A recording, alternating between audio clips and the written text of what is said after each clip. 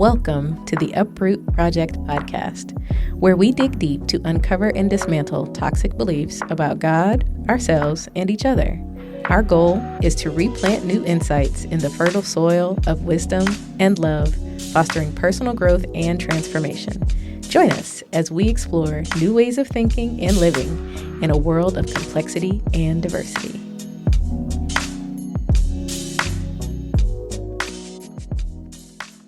And welcome back to the Uproot Project Podcast. My name is Christian, pronouns she, her. My name is Christopher Barnes. What?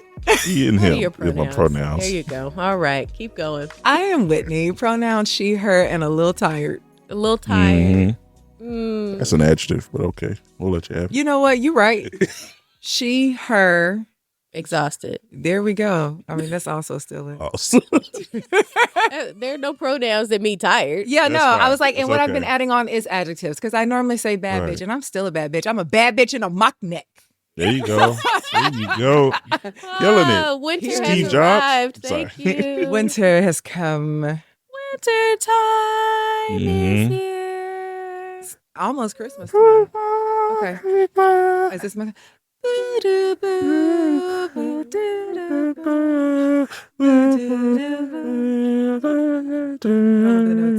Okay. So All right, y'all. everybody pick a note.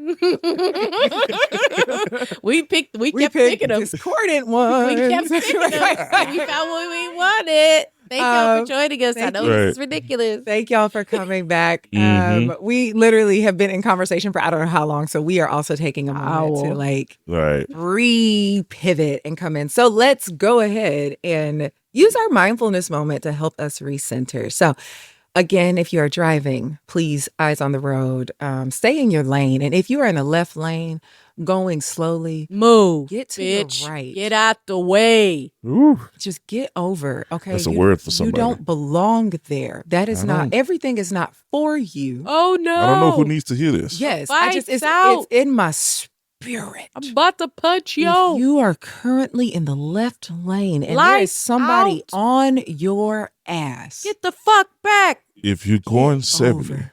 If, God, if you are damn. on one of our highways in the great state of Texas if Some you're going wrong. 80, and you are going 70, move over. yeah, that's not for you. If They you're going the can't stay posted speed still. limit, just ease on over to the right. Ease all down to the slow That's lane. your mindfulness moment. Go on. Mindfully check your mirrors. He's on turn Matter your, of fact, use your If you're going signal. the speed limit in the slow lane, take the back roads. Okay, get off. Get off. Get off. Get off.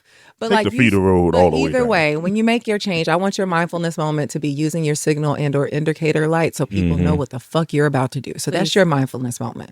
Mhm. For the rest of us, Festivus for the rest of us, we are going to go ahead and close our eyes and let's take a deep breath. Let's just, can we, the three of us take a collective deep breath in this room together? Just inhale and exhale. That actually feels good. Let's do that again and like let out a little sigh on that exhale. Inhale. Let it go.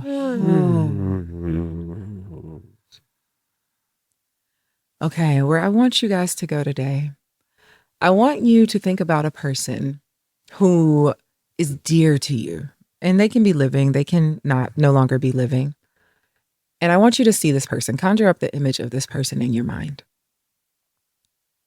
And as you do that, I want you to focus on the feelings that come up as you think about this person. Is it warm? Is it funny? Do you just feel a hug? If they're not here, is there some grief? If they're not near, is there some grief? What comes up for you?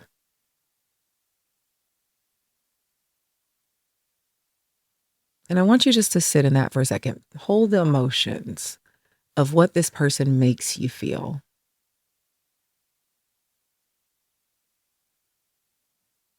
Take an inhale to lock that in. Let it out. And now I want you to envision if that person were in front of you right now, what is the most honest thing you could say to them about how you feel about them? the most real thing that you could say. And I want you to tell them in your mind's eye.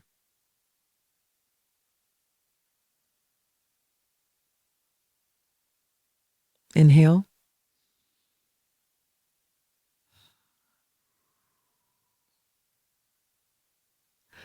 And lock in that feeling. There is something vulnerable about telling people how we really feel, even when we know that they love us back. And I want you to hold that. We are going to be discussing vulnerability again today. That is the theme of our season. And I want you guys to just sit in. What does it feel like to be vulnerable when you are safe with a person? So we're going to take one more inhale and exhale, and we'll go on with the show. But I want you just to lock in the feeling of safe vulnerability. So inhale. Let it out. How's that feel, y'all? Sleepy. That, you know what that's an indicator of? And you've said that before. It's an indicator that your nervous system feels safe. Like you can relax. I love that. How's it feel, Chris? Feels great. Okay. And probably a better word than that. Nostalgic and reflective. Yeah. Yeah, I remember. It's funny that you mentioned it because I had a dream. This is back when I was trying to apply to be a pastoral candidate for my childhood church. And in that process, I think we were at your sister's house, Christian, when we were that. And I remember having this dream that I was in the pulpit of a childhood church, and I was preaching. I was like, I'm always killing it in my dreams when I'm preaching. I love that for you. It's like whatever I couldn't be You in better real hype life. yourself up. Whatever I couldn't be in real life, like I was slamming it, and it was just a high moment. And it's like what I've always imagined me being a part of in a church service. That's what it was. I was in my clergy grub, and I was killing it, and it was a high moment. Everybody was blessed. I'm going down, and on my way out, I see my grandmother's face. Now, my grandmother passed away at that time, and I see my grandmother's face, and she just had to look up. I'm proud of you. Oh. And you did it. You did a good job today. And I'm trying to cry. Yep, me too, actually. But when I woke up, Some t-shirts. I had to go to the bathroom and reflect on that dream, and I just had a moment. I just cried. Yeah. In that moment. And I didn't know it then because I was still finding my way through in the physical world to try to, wrest control of that. But she was in that moment trying to assure me, say, whatever you think you're going to do there, you don't need to. Yeah. And just like that whole dream was really just about releasing my need to prove something back there. And and it stung a little bit because they didn't pick me, because I was like, after all whatever my family put in that church, I didn't know all that. At least let me come preach for y'all. It didn't bother me. It bothered me for a little bit, but then after that, I was just like, no, this dream and this moment equipped me to be able to just move past it. It's like whatever I thought I was trying to prove by doing that, I don't need that. I love that. I love that. I love how, because obviously I think the person that I conjured up was also my grandmother, right? And so granny circle, but it's also that feeling. And like my granny being a spirit who still feels very close to me, right? And just like all the things that like I didn't even think, like I couldn't have thought to say because I was like 17, when she passed. And so it's just like all the things that like I could say that are just like as an adult, right? Because I also think adult me would speak a little differently to my granny, right? Like a little more candidly. And it's just like, man, but that was always the safest person I've known, like in my life. Like that is the person that I'm just like, I could say the most outrageous thing. So safe, so safe. The first time I ever had a reading done, because like we grew up in our shared cult. When I grew up in my cult, it was the night. And my evangelical Christian, whatever. I love his videos, but it's funny. Where was I going with that? You went for a but like, reading? yeah, I went and got a reading, and that was like and this was only a couple years ago, and it was like a terrifying thing to do because I was like, oh, this is not, oh my God. And so the person that was doing the reading literally was like, there's a shorter lady in the corner who wants to know why she's here. And I was like, describe her. So she described her. I was like, oh, that's my granny. And she was like, yeah, she's looking around like, now why are we in here? and Yes. and it's funny. So like my energy healer and therapist she'll be like, she's in here and she has questions, but she wants you to do the thing, whatever it is that you need to do to be okay. And I was like, see, you still safe even when you don't get it. Like, just be like, I trust you to like do what you need to do. And I'm just like, just that. So there's a certain type of Why are we here? But like, do what you need to do. Like, I don't know why. Why are we here? What is happening? with all that I've given you, I don't know why we here. But I'm just Not even. It's just like, oh, now, baby, what is all of this? What we doing? What is this carrying on? What is that? Right. Who is she? Right. What is them cards? Who is that? Right. Is Why she that got her Jesus? hands over you? Right. Basically. Is that don't look This like does Jesus? not fit my cosmology, child, but I guess you're doing something, which is very much my granny's energy as a kid, right? Like, she'd be like, I don't understand what you young folks is doing, but if that's what you like, all right, then okay. Right. It's like very much it's not hurting anybody. And so just like, I don't get the Simpsons. He's so stupid, but I loved The Simpsons too. But that's like, what my grandmother was. I Like, loved it. Was like my I favorite loved it show too. growing up. But like, oh yeah. but yeah, and so like just sometimes it helps, I think, to manufacture the feeling of safety when it can feel distant, right? And so like that is what I was going for there. I was going off the dome. I hope that resonated with somebody in some way. That put me in a. I'm sorry. Yes, for the audience. I was like, but for me, I was like, You were the audience. We're here. right. We're You're all right. here. Yeah. Like, I know. I'm pretty sure you meant that for the outside. No, I asked y'all first. Oh yeah. We're the first audience. You're right. Yeah. So no, I was the only person who didn't bring up a granny, but that's okay. That's okay. Yeah. No, You don't have to. Yeah, people in Period. church will always say, when I die, I want to see Jesus' face. And it's like, as a kid, I was like, okay, that's what I'm supposed to want. Okay, I'll get there. And like, I got my whole life here, so I'm not thinking about dying right now. Yeah. But I know that at some point, I'm going to want to see Jesus' face in my life, maybe. And now I'm okay with being like, yeah, like if I see Jesus, that's cool. But if I see my granny, like welcome me in my death, like I feel like Jesus for me was in my granny. Yeah. And all that I know about how to be kind, how to be hospitable, how to be gracious. Christ-like. Christ-like. You learned that from her. I learned that from her. That's that's the intentionality behind it, looking for the right greeting card and not just getting any greeting card. Yeah. Just to actually read it to see what the words you want to say. Like that intention and shit like that. I got it from her. Listen, and we thank you, Granny, for making this man who he is, because we need more like him. Thank you, Granny Mosella. Thank you. You remember her name? I appreciate that. I knew it was something on that No. line because of. Of course, I Right. remember it. Yeah. Mosella Lucy Barnes. Yeah. Oh, well, big ups to Mosella. Miss Mosella. I'm not going to She hated the name. Big Capricorn energy. What did she go So, by? She didn't go by Mosella. Lucy. She didn't like that name. She went by Lucy. Oh, well, that explains your sister's name. Mama Lucy. Mama Lucy. Okay, well, you know what? Thank you, Mama Lucy, for Thank being you, who Mama you Lucy. were Mm-hmm. and raising this fantastic young old man. Yeah, go to him. Because Yeah. this Negro was telling me how when he was a kid, he had a black turtleneck and a houndstooth blazer, a mini houndstooth blazer. Picture is adorable. It's adorable, but it's so uniquely old nigga ass Chris. Yeah. You've been It was old the- forever. it was You the are the original uncle, baby. 90s. Yeah, I was And Junior none of Deacon. the kids was wearing blazers. We had sweaters. Yeah, I had it was a white. It was a white No, turtleneck. my favorite thing about black him and white is this move houndstooth. right here. You say I what? can't do it. Like Wait, your favorite what? his move, his little that. And he has pictures as a kid like that. That is old. Y'all can't see what we're doing. No, it's like when you you make a finger gun, but like wrap your fingers like here's the church, here's the steeple. right? Yeah. Mhm. And so index fingers pointed out and like resting on his belly, and that was like Which is crazy. Did you even have a belly at 5? I mean on his tummy. You call it Maybe. whatever you I want. was I husky. guess. I was husky back Oh then. well then, so. okay. What we called husky. Those people were so rude. Listen, I was pretty plus. Right, and I look back, I was like, I was a rail. What are we talking about husky? He was skid.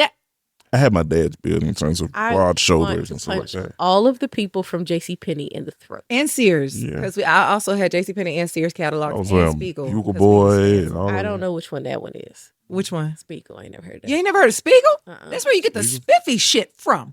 I don't know. All my granny's little fancy dresses and suits and outfits, them shits came from Spiegel. I don't know where my mama got my fancy shit. Shit. Somebody went to Indiana, and I guess they also went to Steinmart too. Well, Steinmart is that was different, later. Though. Yeah, Steinmart's more like it's like an upscale, like TJ Maxx, Ross. Yes, not Ross, but like TJ Maxx, like Marshall, but like an upscale. So it's more like we getting all the other shit. And they also have like my brain went Target. I think of it as like clothing, upscale Target clothes because they also had like gifts, and luggage, and like you know, I thought of Steinmart as like, oh, this is like bougie Target, but not like for all the other shit. That's how just we didn't shop at Target as kids. I just remember being in there. Just like, clothes. It's real quiet in here. They like music. Steinmart. Yeah, but on the low. I love Steinmart. It was a chill. It was more chill than Target. Man, I bought some shiny pants from that store for a Christmas party, and they didn't fit very long because of the pandemic. They were cute. I got to go back to Steinmart. They're closed, baby. They don't exist. Yeah, they don't exist. Steinmart. Wait, yeah, I'm sorry. I'm sorry. I just learned this maybe like 2 months ago, and I was upset. I was on the phone. I was on the phone with Kristen. So for y'all don't know, one of my business partners, her name is Kristen, and she is also young old. Everybody around me is young old. What does that say about Whitney Michelle? That's what we attract. You old young. Hey, that's actually probably accurate. I know you squinted, Christian, but I think it fits. Continue the story. But anyway, we was talking about Steinmart because Kristen is like, I call her Estelle, Myrtle Lee. Like I call her everything. Oh, because Kristen is like we are 10 years apart. So she's 10 years younger than me, but she is effectively 84. Yeah. Like I cannot believe Steinmart is closed. Right. And so that's what we was talking about. This girl went in JCPenney. I was about to say, Kristen, what did you buy? She's not in this room. But she went to JCPenney last month and bought, was it a shawl? It was just sell shawl? Yeah, whatever it was something. And she was so excited about it because she was like, yeah, girl, I got to go to Penny's. Pennies? Bitch, you don't bring your old ass out of... Since my grandma died. Yo, oh my God. And I think it was like some sort of, I feel like it was a shawl, but it might not have been a shawl. It's something old because Kristen is old. Was it a slip? Right. She's the type of person that'd be like, why aren't there slips anymore? Like, we had this conversation. But also don't want to lotion her feet. Madam. Sorry, I had to call her out. She gonna laugh. But but yeah, so I forget the point of that. But that's all I was talking about Steinmart. I was talking to old ass Kristen. Oh, man. Steinmart is gone. And listen, and then they were like, oh, you can shop online now. I went online. They don't got nothing for sale. No, there's nothing. They are done. Okay. Steinmart is over, so you will not be going to get no more shiny pants. I can't wear Target's night like. Those are not the only two stores. It's not a shiny Target. It's a shiny TJ Maxx. I don't like TJ Maxx. I hate TJ don't Maxx like Marshalls. And Target, they stuff. I am old. Their stuff is too young for me. I don't like that shit. It depends on where you shop. They have a young section and a regular section. When I want like dressy clothes, like, oh, I'm going to a little party. Their little party section is like they got your cooter hanging out. No, you got to go to the old. You got to go to the adult party section because there's a separate. I ain't seen no adult party section. We can run up there. I forgot my returns. I meant to bring my shit. Do you know I have a return in my backseat right now? I want y'all to know that Target is 0.3 miles from my house. How long has it been back there? That is not an exaggeration. I could walk. How long has it been back there? It's only been back there like, what's this week? 2 weeks. 2 weeks. But I am so bad at returning things. Me too. Like I had an eBay order that I was supposed to return, and yesterday was the last day. Let's just blame it on the neurodivergence because I have it, and I was like, I guess it's just be my office headset, and I had one at home. It's too fucking expensive for me. No, they're like the neurodivergence tax absolutely is. Like, I had to literally pay extra money because, like, I didn't renew. License. Yep, I didn't renew my license in time, and so same here. I had to renew the business license. Yep, the business franchise free tax, or whatever the fuck. Mine is actually my therapist license. Oh, right. So you got it. That's kind of important to have continuity of work. Oh yeah. And I was like, oh, bitches got an extra fee. I bet I won't ever do that again. I bet I will. I bet I will. Because neurodivergence tax. And so, like, it is just, and people are like, oh, I love that it expires in the same month as your birthday, so you'll never forget. Bitch, the only thing I'm worried about in October is my birthday. You don't understand. I'm a Libra, baby. It's a thing. It's a thing. So yeah, like that's like, y'all can make that expire like my 2 years from when I got it. My goal in life is to have a separate brain that I could pay for to hire an assistant. Oh, okay, a person that could just be like, you know what, maybe AI is going to be able to be that now. Yes, because I have executive dysfunction. Right, like that's where I am. It's like, okay, I really need to like get on my grind. Yeah, that's real. So I can afford to have my neurodivergent life. That's true, and be supported. Be supported. Okay, we can hop into the show. We have been on a tangent. I don't even know how much that's going to make. I feel like some of it should, though, because some of it is relatable. I wanted to ask you, what did you conjure up? Oh, Sydney. Oh. That's cool. My favorite 3-year-old. I was about to say, Sydney Stewart or Sydney Barnes? That's a fair question, but I wouldn't have called it that. Right. You would not have. Yeah. I thought you would have pulled up back off, but yeah. No. I ran through like a handful of people, and then I settled on Sid. Yeah. Sid is our toddler. Oh. Yeah. I don't know. It was just something about like when you were like, what was something you would want to say to them? And it's like, I don't know. I feel like I tell my toddler all the time that I love her. You know, like that's like, every night. I love you. Good night. Sleep, have a good day at school, all that. But it's like when you were like, what was something you would want to tell them? And I've told Chris this before, like, I love watching her grow up. Yeah. And I would tell her that, like, I love watching you grow. And like, when I said it, I was like, you do, like, you really like watching her try. You like watching her figure it out. You like watching her, even if it doesn't go the way she wants, like, attempt something and like find something new and discover new things and learn new things and like absorb information. And then like later you said, I forget what the thing you said was, and it's only been like 4 minutes, but it is what it is.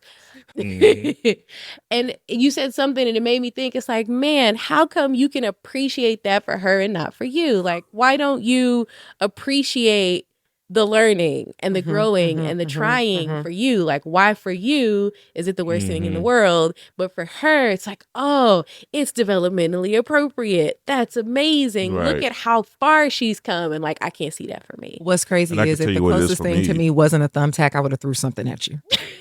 Because that's a resonant question. And I can tell you what it is for me is it's this not being able to celebrate growth to me is because like this internal pressure to like have whatever I'm doing, my competency turn a buck.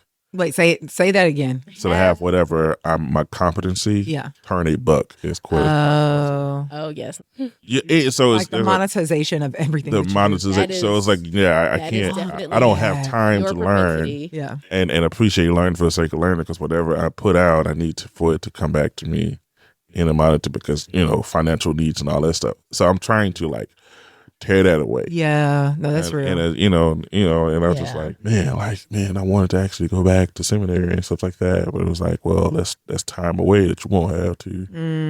This, that, and the other, and like so there's this constant battle between appreciating, learning, and growing, and the push to be economically, not that we're not, but to really be economically sustainable. Well, that, and like there's also some shifts you would like to make professionally. So, right. There's also, because for me it's like, okay, I don't have the energy to try to go up this corporate route anymore. Yeah. And so I'm not asking for any more raises. I'm not asking for any more promotions, because I'm not going to put in the effort that you think I need. Yeah. So you think you need for me to be worth that. So whatever the fuck it's going to be what it is over there. Yeah. And I'm going to really go 100% in. Right. So I can transition one day. And transition out of it. Because it's not going to be to another corporate job. It's going to be whatever where, whatever my projects are going to end up taking me. And so what's interesting, Christian, when you said that, like when I said, girl, I want to throw something at you. Yeah, it's literally thumbtack, earrings, or like paint can opener. All of those things don't feel like a thing I should throw at my best friend. I love you so much.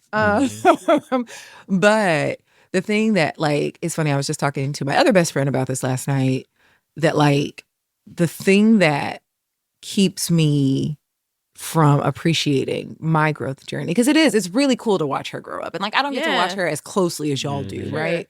But like just to be like even when she started, I remember the first time we held a conversation, she was 1, and like it was an actual conversation. It has been right for a long time, and so yes, and like just her processing speeds, and like I love talking to her like she's a tiny adult. It's my favorite thing in the world because she is basically, and like, I mean, she's not obviously, but like her comprehension is so vast.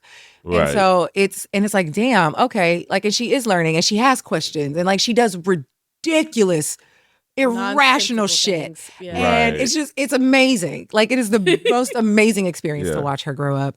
And I feel that way also about my other niece. And it's just like, oh my God. Or even not even just like, even my clients, right? Like to watch them get it. Yeah. And it's just like, I love it. Right? Like, but when it comes to me, there's so much more tied to it. Right. Yeah. And it's like there's this feeling of you should have this already. Right.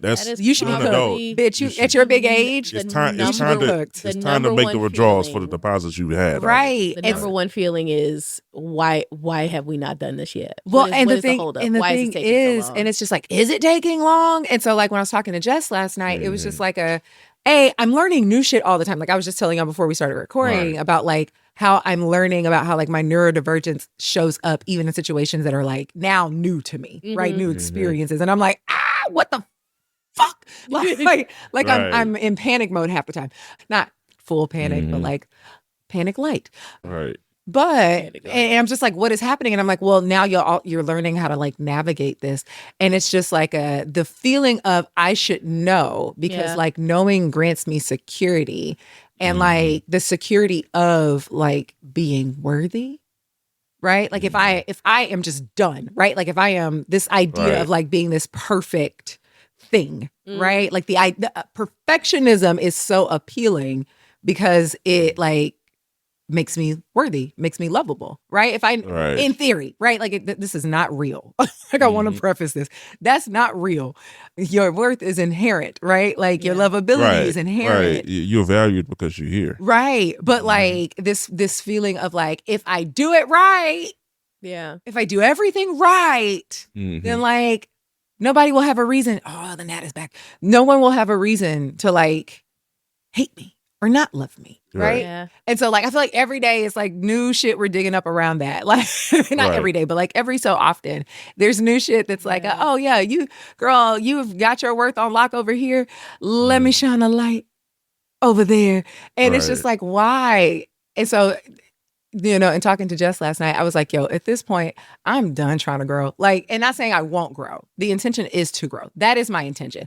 Right. My behavior will align with like living and being human. Because I'm here to have this human experience, and there's nothing about this human experience that like says I shouldn't have flaws or like won't have things to work through. And so like that is the thing. I am like what's her name? Tony Jones has a song that's called like Healing is Not Your Purpose. And it's okay. I say a song. Listen, Tony talks over beats, and I don't listen to Tony a lot because Tony talks over beats and like a snaps and not like a rapper. Right. And I'd be like, okay, girl. Spoken word. Yes. It's a rhythmic. Yes. Or it's rhythmic. It's spoken word. But she's really just talking over the beat. It's spoken word, Kirk Franklin. And so I'd just be like, okay, girl, enough. But like the thing, listen, the other day it caught me. I was in the shower, couldn't get out. Right. I mean, I could, but not without tracking water. Yeah. And so I actually listened to it. And I was just like, you know what, bitch? Thank you. You're right. Say what you said again. Healing is not your purpose. Healing is not your purpose. And so like, that's not why we're here. We're here to be here. Like healing should happen along the journey, right? Like that can be the intention of it. But like when you are just hyper focused on, oh, I got to heal. Oh, that is so, I'm speaking for personal. That is exhausting. It is exhausting. Because you're trying to make something happen that will happen. That will happen. And one of the things. It will happen if you're intentional and if you're if you are consciously. Right. existed. Yeah, here's the thing. Like trees, like anything else on this earth, things are natural and organic. Yes. Just as we are natural and organic to the ground. We are primed in position to grow. That's what we do. Growth will happen because we are growing beings. That's on autopilot. Exactly. What needs to happen is that like the tree, it needs to be positioned in an environment and cultivated in a climate so that it can grow. Yes. So that it can grow unhindered, so that it can grow unencumbered. Yeah. And be what it needs to be. And so the issue is not for us to make ourselves grow. Our issue is to be focused on positioning ourselves and cultivating the environment around us such that what will happen naturally and organically will happen without issues. Yeah. With as little issues as possible. My therapist literally said this. Like, I remember sitting in her office and she's got these beautiful trees. I need to go ahead and get my therapy degree then. Yeah, it does. But I remember, and this was months ago, and like we were talking, and she was like, the tree, and it's crazy because I've like taken this analogy and like extrapolated it and given it to my clients and like, you know, branched out because like, you know, I love an analogy and I'm gonna dig. But like, I remember her saying like, that tree does not think about how much it's about to grow. Right? Like it doesn't have an aim or a goal. It just does. It just does the thing. And so like, I think that like this constant pressure to like be better. For me, I realize like is rooted in perfectionism, which is rooted in like acceptance for me. And it's just like, and that's what she was saying. She was like, just be. Focus on being. She was like, focus on grounding. So that's when I got heavy into my grounding bag earlier this year, which amen, still in it because, oh Lord, 2024 has been. It's been a year. Right. Well, and like, I know y'all gonna hear this in 2025, but just know that we are with you in solidarity that 2024 was a booger wolf. It was a bitch ass mess. Yeah. It was a whole ass nigga. It needed a cuss word on it. It was a whole ass nigga. Yeah. Put some cuss on it. But now put some cuss on it. Throw a C on it. Right. Christian, what were you about to say? Flourishing is a consequence of being. It is. Being in the right environment. Yeah. It's something that, like I said, it's just what happened. As long as you pot it and put it in the right soil and put it in the right weather and the right climate, because there's some shit that won't grow in certain climates. There's, a lot of things. But it can grow in other climates. Right. I said a lot of things won't grow in certain climates. A lot of things. That's how it works. You got to know your zones. Right. We live in 8A. You can't grow tobacco in Canada. Like that's it. Yeah, basically because you need certain things. All right, so today we're going to be talking about continuing on our vulnerability journey, but we're going to be talking about our emotional honesty in platonic and romantic relationships. Dum dum dum. I mean, seriously, get out the SVU dum-dums, like get all of it out, right? Because this is one of those conversations that is. It is a hot topic, specifically targeted at men. A lot of the time for being emotionally constipated. I'm in the hot seat. No, you're not. You're probably all the seats are hot in this room. Which is why my ass is literally on fire. Usually right now. Directed at men. side. However, there is and it's frequently like around romantic relationships. But when we talk about vulnerability and how it impacts relationships at large, I think there's a bigger conversation to be had, not just about like, oh, you don't talk to me, you don't tell me things, like not just that, but like the way that we choose our friends, the way that we interact with our friends, what friends means, like what does it mean to be somebody's friend? What does it mean to be in relationship with somebody and for it to not be cursory or like passing by? What do you have to be willing to share with those people? And like last week, we kind of talked about being willing to see yourself. And obviously you can't share something with somebody that you're not willing to see about yourself. Right. You're not going to want to talk about it. But when it comes to like relationships in general, the more you hold back, the less you're going to get out of it. Right. Yeah. And we talked about that. Lisa, don't be cock-blocking yourself from God and other people. Right. And so what is it about vulnerability? Like, why is it so important?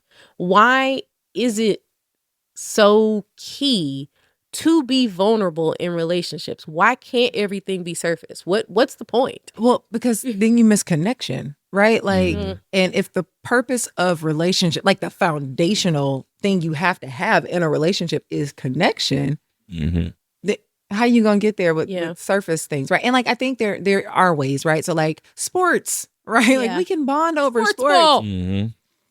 Yes, our sportiest person singing sports ball is hilarious. I do love the sports ball. She do. All of Oh, Jesus. But it's just like, it's one of those like, yes. And then we talk about sports and then what? Right? And Conversation dies. right. Because like, that's where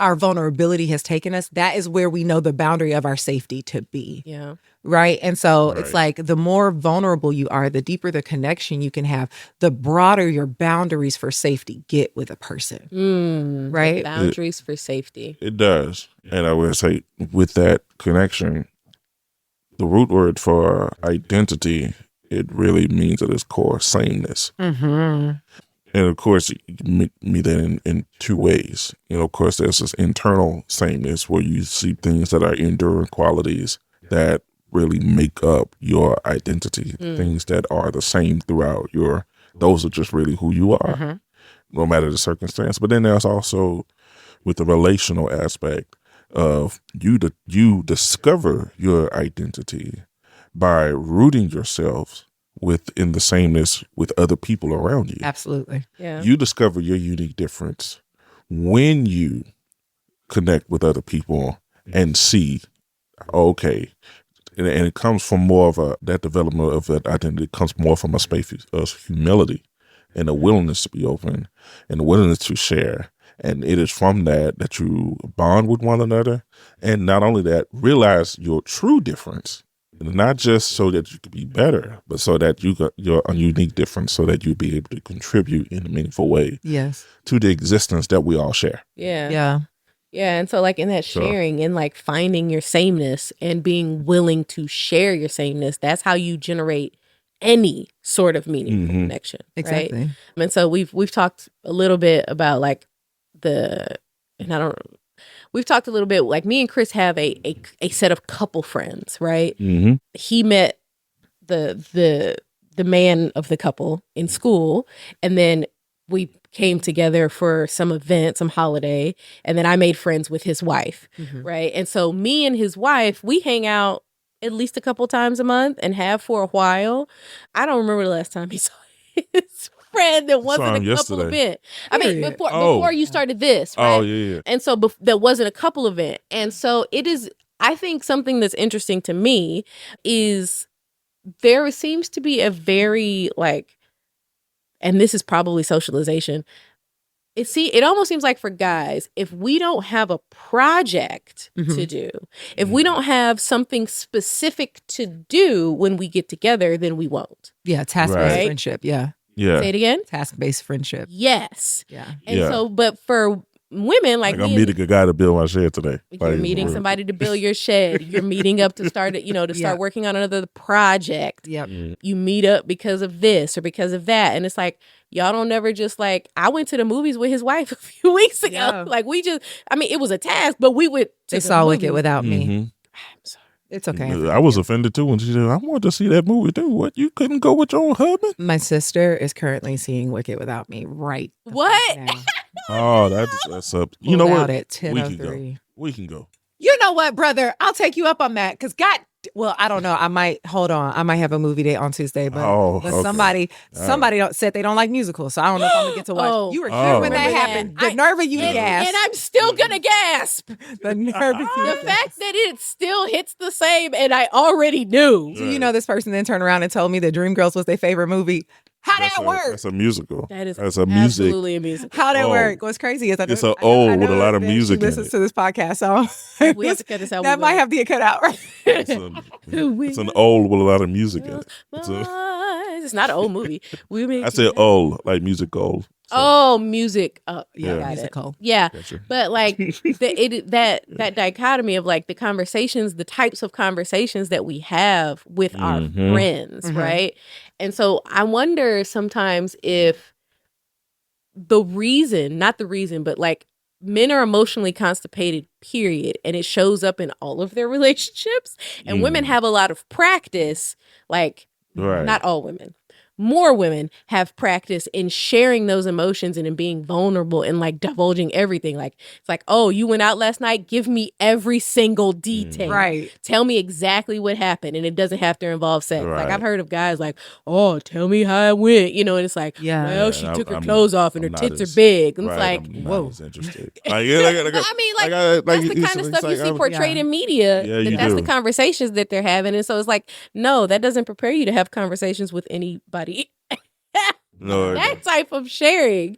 But like it's so important. And as much as me Christian, have gotten into the habit of sharing a lot of how I feel about certain things, there are still things that I'm like, I don't talk about this. Yeah. I'm not gonna talk about this. It's hard to talk about this. Yeah. I have to it's like pulling teeth. I feel like I have to pull out my hair. It feels like I'm dragging nails through my eyeballs to have conversations with people I trust about things that I feel like I shouldn't be dealing with. Because I have like an emotional, moral judgment about my own emotions.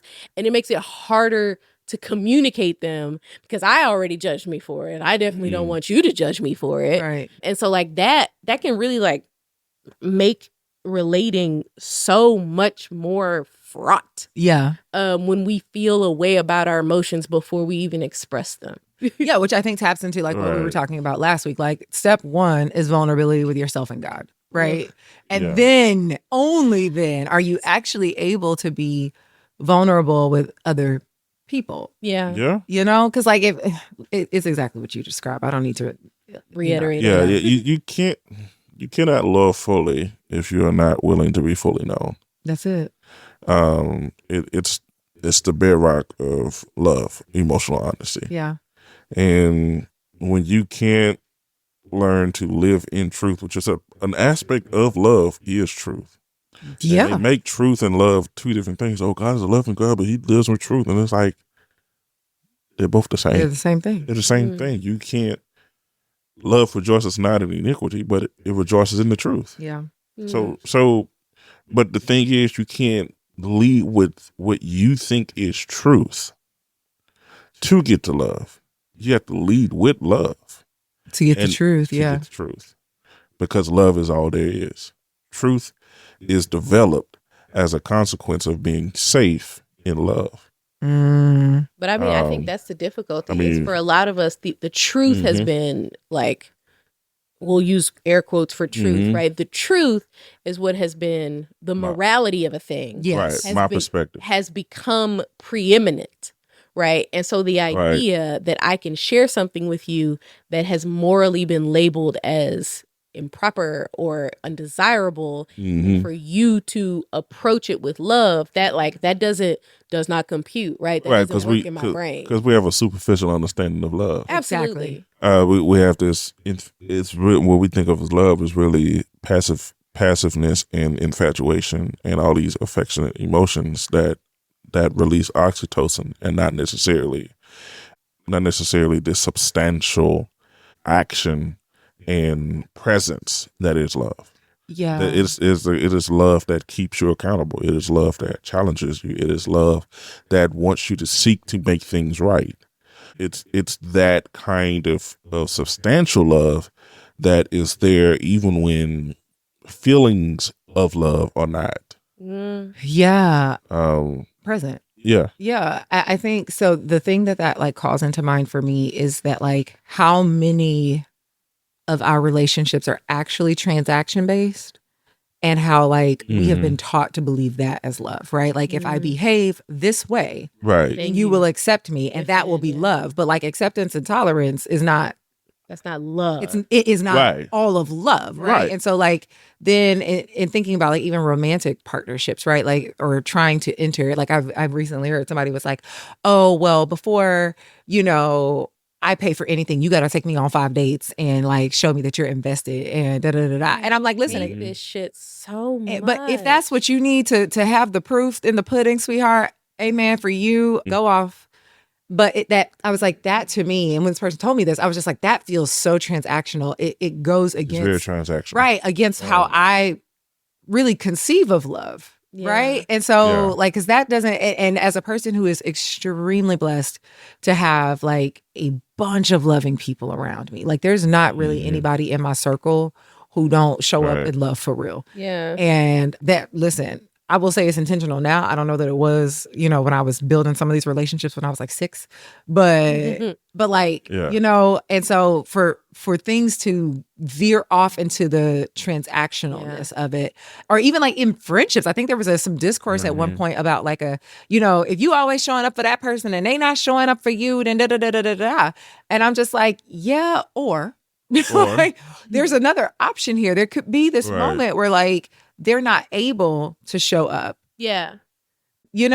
Like they're not able to show up right now because they're struggling to show up for themselves, but you're so busy worried about the transaction of it. It's including you from actually loving them. Right. Snoop Dogg had a video about assets and, view people's assets and liabilities. And he's talking from a business standpoint. And then Fred Hammond shared it on his platform. And I was like, with assets and liabilities and all of those things, and one of the things I said is like, what does it say? What his Snoop Dogg's conclusion was that if you're a liability and not an asset, then I have to decide if it's if it could be my mama, it could be loved one, it could be a friend. If we could be kicking back there, but if you begin to be a liability, I have to, because we're not moving the same way.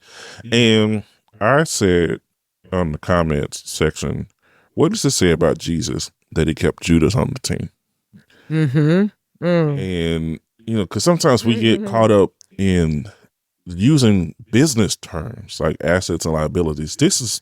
These are what we've called things. Right. Assets and liabilities.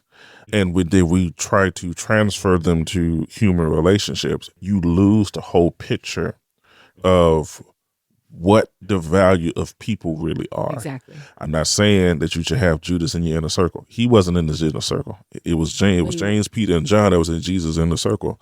But Judas was still on the team. Yeah. But he was managed in a way such that he was not entrusted with a lot of information, but he still had value. Yeah. And so I'm not saying that you should keep toxic people around you, but what I am saying is that we should, as human beings, learn to handle each other with a little bit more care, considering, our own situations, our own makeup, and everybody else our own agenda, such that you can allow God to not use them, but to position them to accelerate you in ways that you could not have imagined. Yeah. But if you act as the ultimate arbiter of what's valuable and who's not, when that's really not your place, you end up running the risk of cutting folk off that would prove themselves to be valuable to your advancement at some point. Well, and even in thinking about even if it's a negative impact, it can still propel you. But like negative, in this example, exactly. In this example, right? Like there is of Judas of Judas and Jesus, right? Like there is a collective thing that happens here, right? So like, yes, we can do the whole, but that's how it's supposed to go. Okay, cool. But at the end of this, Judas has a realization, right? And becomes so dismayed. He's like, with his own behavior. With his own behavior that he takes his own life. But like, and not to say like, oh, that's what happens to the haters. But like, oh God. But like, I don't want nobody to take their life. He understood now the gravity of the love that he received. And the gravity of the impact of his action. Yeah. Right. To the point where it dismayed him.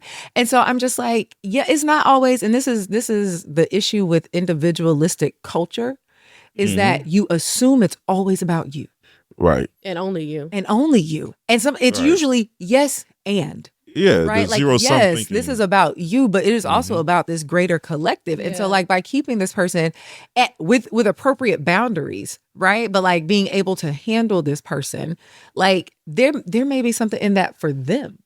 Yeah. Right. And like sometimes, I'm not saying we all got to die on the altar of like self-flagellation, right? Right. Which is why we have boundaries, which is why like these things are in place. But like, sometimes your being is also used to help other people in their journey. And by sometimes I mean a lot of the time. Like always. Right. What's that? Yeah. I can't remember exactly what the word is. Of course, it's German. I think it's like Sondheim, like the reality that other people around you have complete lives. Yeah. It's like the main character energy. Well, Or the opposite of that. It's the opposite. Yeah. It's my awareness that like I was reading a book with the word in it, but every time I hear the word, it makes me realize that. I reading ass, man. I'm just gonna tell you. Thank you. But like it's happened to me before. I'll be in a car and I'll look over and I'll be like, they don't know I exist. Right. They're right next to me, but they have no clue I exist, Mm-hmm. and their entire life is happening. Yes. Mm-hmm. And like the reality of that is like, I don't know why that is so mind-boggling, but if you apply that to like your relationships, I think about the two of you regularly. Yeah. Mm-hmm. But not all the time. Right. Because you're also living your life. Yeah. And other stuff. Mm-hmm. Right. And then it's like, you think about me. Uh-huh. And you think about me. And y'all think. But the fact that there are times when we think about each other is really kind of precious. Yeah. Because the internal monologue that's running is so For some that have it. loud. Well, even if it's not like loud, like a voice, like audible, like the thoughts that are happening in your head are frequently focused on what you have to do, what you need to get done, how you're perceived, what is going on around you. Yep. And for there to be a break in that to go, oh, I think so-and-so would like that. Or, oh, I wonder if so-and-so is hungry. Or, oh, I wonder if blah, blah, blah, I should call blah, blah, blah. Not necessarily like, yeah, I want to talk to them, but I need to know how they are. Yeah. I want to step into their Sondheim. Yes. I'm okay with leaving my main character. Right. And I'm going to go be like, not necessarily Join NPC. forces. Yeah. But I'm going to like, we're going to go visit each other's island in, what is the name of it? Animal Crossing language. Yeah. I'm going to go visit your island. I'm going to go see what you're doing. Let me go help you plant your vegetables, right? Like, and so like, there's something so valuable in that vulnerability of leaving my bubble where it is all about me. Yeah. Mm-hmm. To be in your bubble and be like, oh man, oh yeah, your life is doing things, and we can talk about the things your life is doing. And like right now, this is you giving, like, whichever way you want to put it. This literally happened yesterday. Right? So like I send Whitney a text and she's like, hey, what's going on? Da, da, da, da, da. And so we have a conversation, and that conversation is mostly about me. But a few weeks ago, she sent me a message and the conversation we had was mostly about her. Yep. And it goes back and forth like that. And the idea that like, oh, well, the last 2 months, the conversations have been mostly about Whitney. It should be my turn now. Crazy. Like, how can you can't have real relationships if you're constantly keeping score on when was the last time you texted me? I've been texting you. I texted you first the last 18 times. It ought to be your turn now. Like, that's so ego driven. Love keeps no record of wrongs. But it's not even wrong, right? It just is, right? Yeah, but I'm just saying, like, keeps no record. Yeah. No, that's it. It's not exacting. Supposed to, but there's love covers a multitude of. There's this layer of, Jesus. There's this layer of capitalism on everything. So you're talking about going on a date. Well, you need to invest 5 dates before I'm playing on this. Like, girl, this is not you're like trying to make a friend. Well, you need to text me 12 times before I text you. If you want me to spend money on you, you need to give me sex. And it's like, it's not. Number one, that's a terrible, uneven transaction. If you want to spend money and get sex, go get a sex of a person's body. That's how that works. Right. Literally. Right. But it's like, again, these are cultural norms. So if you ascribe cultural norms. Right. I'm talking about cultural norms of the man paying for everything. Oh, that is a thing. Man, or let's be inclusive, like the masculine party. The masculine party. Yeah. But even that, paying for everything and trying to distribute that you're capable of taking care physically of a person, of your love interest. But we've lost the plot on so much of that. Like let's which again goes back to a patriarchal understanding of human relationships. Let's go back to when women weren't allowed to have bank accounts if they didn't have husbands or dads on them. Like there was a reason niggas played for everything. Yeah. Because it wasn't, that's where the money was. That's who had money. Like, I got money now. Right. and I can pay for this. Like, I want it. I'ma buy it. Listen, it's so funny. So I was out with a person, and like it was like the first time we were going out, kind of just like the two of us, right? Yeah. And so we had a wrestle in public at the cash register about who was gonna pay. Oh, okay. Yes, because I was like, so my thinking, this is just as a person who is now dating. Like, sorry, y'all. I don't like the process of dating. It's very... You don't like the concept as it exists of dating. No. As it's been presented. As a neurodivergent, I hate the shit. I don't date. I just be choosing. We was just talking about this when we hit record. I don't date. I just you got chose. I'd be like, I make friends. And then I'd be like, oh, shit. I have chosen. chosen. And they'd be like, oh, shit. Like, we have a moment. We look from among eyes, and now it's like, bam. You have been chosen. But like, dating is a whole different thing. And so anyway, I keep hitting the mic. I'm sorry, y'all. But like, literally, I invited, like, I was like, let's hang out, right? So and, like, you felt like you should pay. She picked the place because I was like, we're going to be on your side of town. I don't know what the fuck is over there. So like, you tell me where you want to go. But you asked. But I asked. So in my head, it was like, I invited you out. So I'm going to pay. And even this was also when I dated men. This is how my brain just receives it. Like, I don't ever want you to feel like I'm taking advantage of you. I don't want to feel that way. So the loving action would be to toggle, right? Right. And so, especially if we're not sharing finances, like, what is this about? You know, and so like, we get to the register where I order first. So I go ahead and pull out my little card. Ready to go. Right. And I'm just like, okay. And she was just like, no, I got it. Let me do it. I was like, that's crazy. Why would I do that?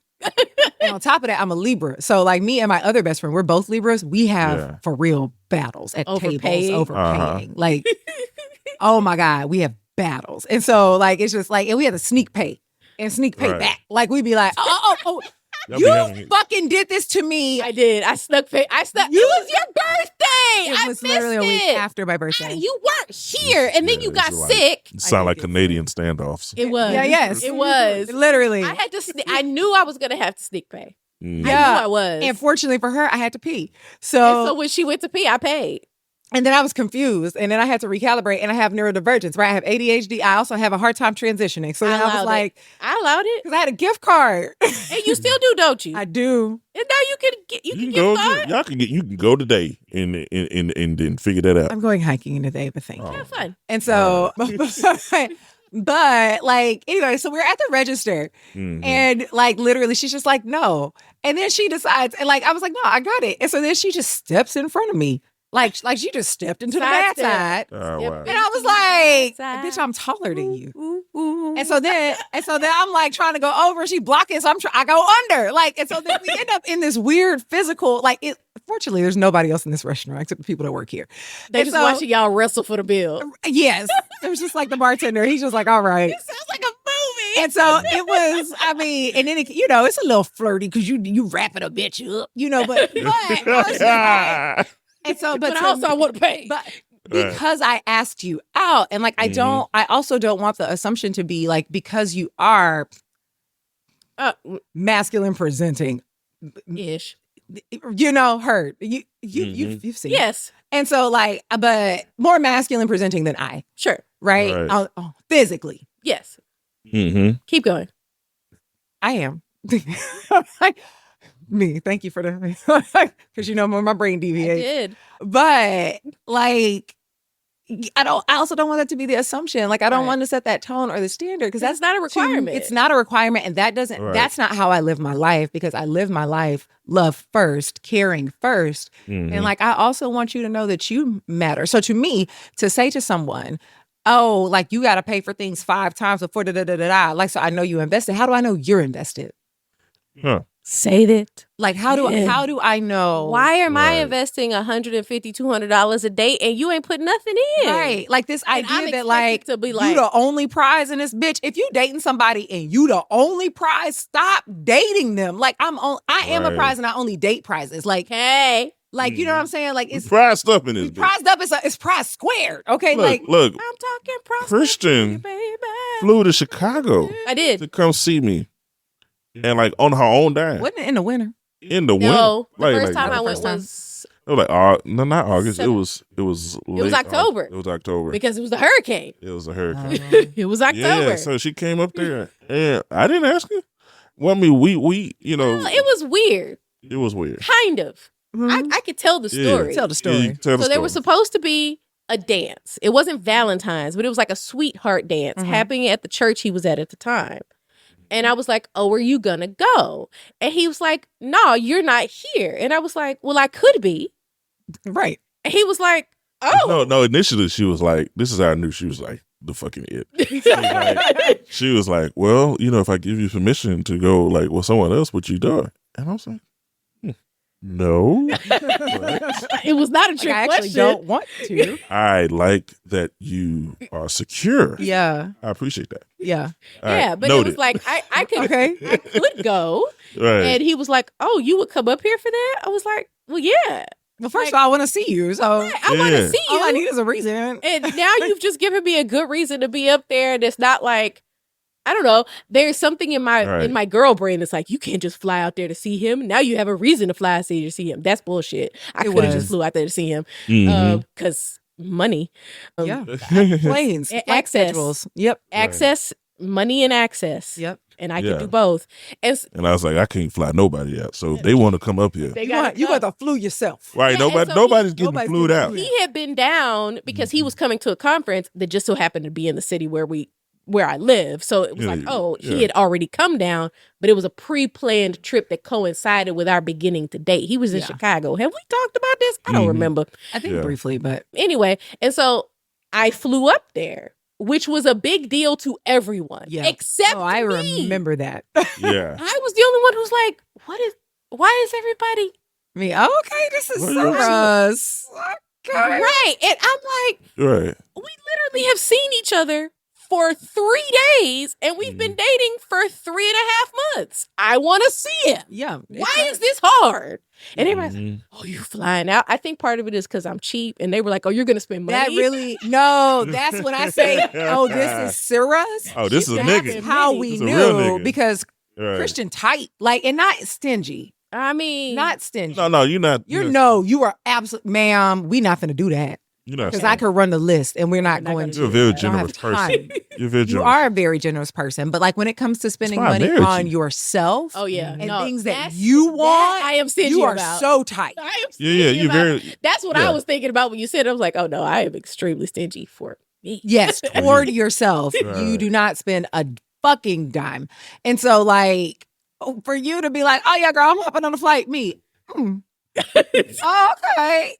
And I was like, well, that because I still wasn't sure about this one. Like we talked about the last episode, he had wreaked havoc. He had run amok. And this was years way prior. It was in the friend group. No, he was grown. He was a teenager. I was 24. I was like, baby, he was not. We were post college. I wasn't around for any of this. Yeah, I was. So I didn't actually know what the age was. We didn't know him until we were over 18, Christian. Yeah. That's point. Well, I did, but you didn't. Yeah. How the fuck did you know him before you were 18? At 18. Yeah, we were VOP together. At 18. Y'all joined in August? Yeah. Okay, so you were almost 19. Yeah. All that to say, we were all the age of consent by the time we met you. No, absolutely. Yeah. So it wasn't no way he was 16. He was being foolish. Yes, he was being foolish. He was being, my prefrontal cortex ain't done cooked yet, right? Right. So I was just like, I don't know, we gonna see. That's how you were. Yes, that was me. I was just like, listen, I trust you. I don't trust that nigga. But you don't trust But I trust, I don't. Well, it's not, no, it wasn't even that. Because I think in that circle of friends that Chris and I share, there are a lot of men that I do trust in that circle. Oh, fair. And so that, in that particular group, that wasn't necessarily my experience. Right. But because of his actions. Yes. And so that really fucked up the group. And so I was just like, okay, I don't trust him yet. But if she sees something there, then, and you and I hadn't talked about it because there was no reason, right? Yeah. Until then, I think I told you then. Yeah, you did. Why I was iffy about Chris. And you were like, oh, well, da-da-da. And I think y'all had talked about it. We had. And you were just like, oh, yeah, he da-da-da. I was like, okay, well, that's cool how it's cool. I'm glad he realized the error of his ways. We gonna see. Yeah. I mean, fair though. Yeah, and like I said, having that experience really I don't assume the more high ground a lot of shit. And I think because of my capability to have done those things, one of the reasons why. Yeah. And when people say, oh, he's so nice, he's so kind. No, I could be unkind. Yeah, but you're human. I can do some shit that's really not really nice. Yeah. And whether that's intentional or not, I can do that. Or just, And so it's like, I wear that when people say that, I read it with a level of great humility and awareness. There you go. As you I am should. as a person. Yeah. And so I was like, yeah, okay, let me do more of that. And let me also be aware that like that nigga that I put in the closet could come out at any moment.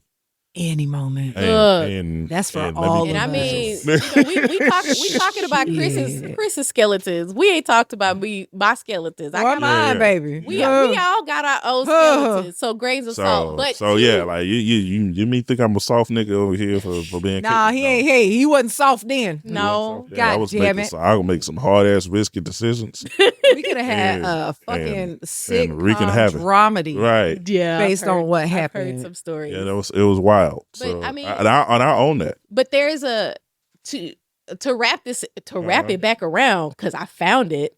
Yeah. Investing finances is vulnerability. It is. Like, especially for You better come on and wrap that around. Come on, Thank you. synthesizer. Yeah, but I mean, it is a level of vulnerability. Like, to invest your money, which you earned, Yeah. doing whatever it is you do, whether it's physically, mentally, or just Which you like, have emotionally exhausting. emotional attachment to. There's an Right. emotional The story emotional about your attachment, money. right? Right. Yeah. You have this emotional attachment to your money, and so like to put it in and go, I am going to contribute it to the cause of getting to know you better. Mhm. Like that is a level of vulnerability. It And is. for somebody to go, okay, well, I need to count up your vulnerability tokens. Right, I'm gonna stab all over the that bitch. least vulnerable thing you can do, right? Because if Right. you're- It if you're- makes you unsafe. Yes. Yeah. It makes you unsafe. Like, why would I invest more vulnerability tokens into a black box? That Like, part. if we're exchanging vulnerability Mhm. tokens. Exactly. Cool. Like, Right. all right, I'm vulnerable in this way. You're vulnerable in that way. Right. And that's not to say that the only way you need to be vulnerable is with your money. You got to put something else in it. Right, and for But- men, it only and right, and especially for us men, like, we need to understand that there's more ways for a woman to be vulnerable than with her body. Absolutely. You know, Mm, and to value that. we need to move away from this this narrative that sex for men is a need more than a woman is. Ooh. And so we shouldn't be thinking that it should be a currency or a transaction. Got you. Absolutely. I give money, you give me sex because that is something I need. No, you Like I already gave you time, nigga. have a Like, sex that's drive. crazy. You have hands. Yeah. If you have that kind of need, And you also seem Work to have that out money, for yourself. So again, But- there are Sex sex workers. legitimate. there are sex work. I'm If just that's- saying, if you just need to get if you're gonna taken care if you're gonna be like that, but if you're trying to actually build Kind of be like a that. relationship with a person, you need to really see them for more than just parts or anything of that nature. Like you have to, especially if you're going in dating, you got to stop with the gender wars Please. bullshit. Oh my God. Stop. And I don't even participate, but my God, it's exhausting. Right. It is. It's hard. It's I destructive, scroll is up what it over is. time. It is highly unproductive. But it gets views. But anyway, but it's like you say, it's a destructive conversation, and it doesn't really help us advance or grow or develop to have healthy, not just relationships, but healthy people, healthy mindsets about how to view people and how to have like fucking relationships. Yeah. Yeah. Gender wars is the reason why we still argue about the issue about whether or not men and women can be friends. Like that's not what is that about? If you can, Because we need a camera for me and Whitney's faces. Because Like, the only way you can view one So another tired. is sexually, then and transactional. and transactionally, Yep. then yeah, men and women can be friends. But even in that moment, even if you are like you said, what can I say? Yeah, I think that's an evolution that we need to strive towards as men, to value women for more than just sex objects. I think it is an evolution for men to value relationships outside of transactions. Because But, as I yes. discussed previously, this is not limited to how y'all view women. It's also included in how y'all you view value yourselves each and each other. other. Yeah. Each Right? other. I am Yeah. only valuable for I'm what I growing can into that. monetarily contribute. That is my Right. value. That's what I have. That's what I have available to me. If a Right. man makes less money than a woman or even his friends, it's a thing. Yeah. It's- right? Yeah, it is a thing. And now you're Well, threatened. socially, not individually for every person. Right. But like it is a thing. It's like, oh, she makes more money than you. God forbid you're a stay-at-home dad. Oh, yeah, it was like you know what? Provide and if we want to stick with this role of male, the man that's providing is a lot more than just so money. much you more. have to know that the emotional labor required to be a If you make parent. hundreds of $1,000s a year, but you don't provide them your presence, you don't provide them any level of emotional security, you don't provide them any level of sanity, or provide for your family a way for them to thrive and flourish. Oh, God forbid, a little bit of joy. If you don't provide them joy, opportunities to experience joy by you being with them. Yep. In whatever they're doing already. Like a dance party is free. You can have it in your living room today. Right. So you have one today. I have so many. Exactly. So yeah, like if we're gonna stick with the role, I don't care to, but if you want to stick with it, then you need to expand your definition of what it means to provide. Yeah. And what it means to protect. Because there's more than just the monetary and the physical aspects of it. Mm-hmm. There's a lot more that needs to go into the totality of the human person that takes for them to thrive. Absolutely. That's some more vulnerability for you right there. That I know men, we know how to make money, right? I know how to make money. I know how to buy a gun and keep you safe, right? But me learning to do a new thing is vulnerability. Learning how to interact with your wife beyond like, hey, baby, roll over. Learning to interact with your wife beyond, here, I bought you a thing. Not to say you can't buy her a thing, but beyond if gifts are not her love language. I mean, even if they are, like, beyond that, though, because I guarantee she doesn't only want roses and diamonds. Like, she wants more than that. And also, let me say, the 5 love languages is like a jumping off point, but it's not real. It's not the be-all, end-all. And it's not, there's a spectrum and there's more stuff outside of it. But just to the point, like, to be vulnerable and to try to learn to do something that you haven't learned already to do, yes, that's vulnerable.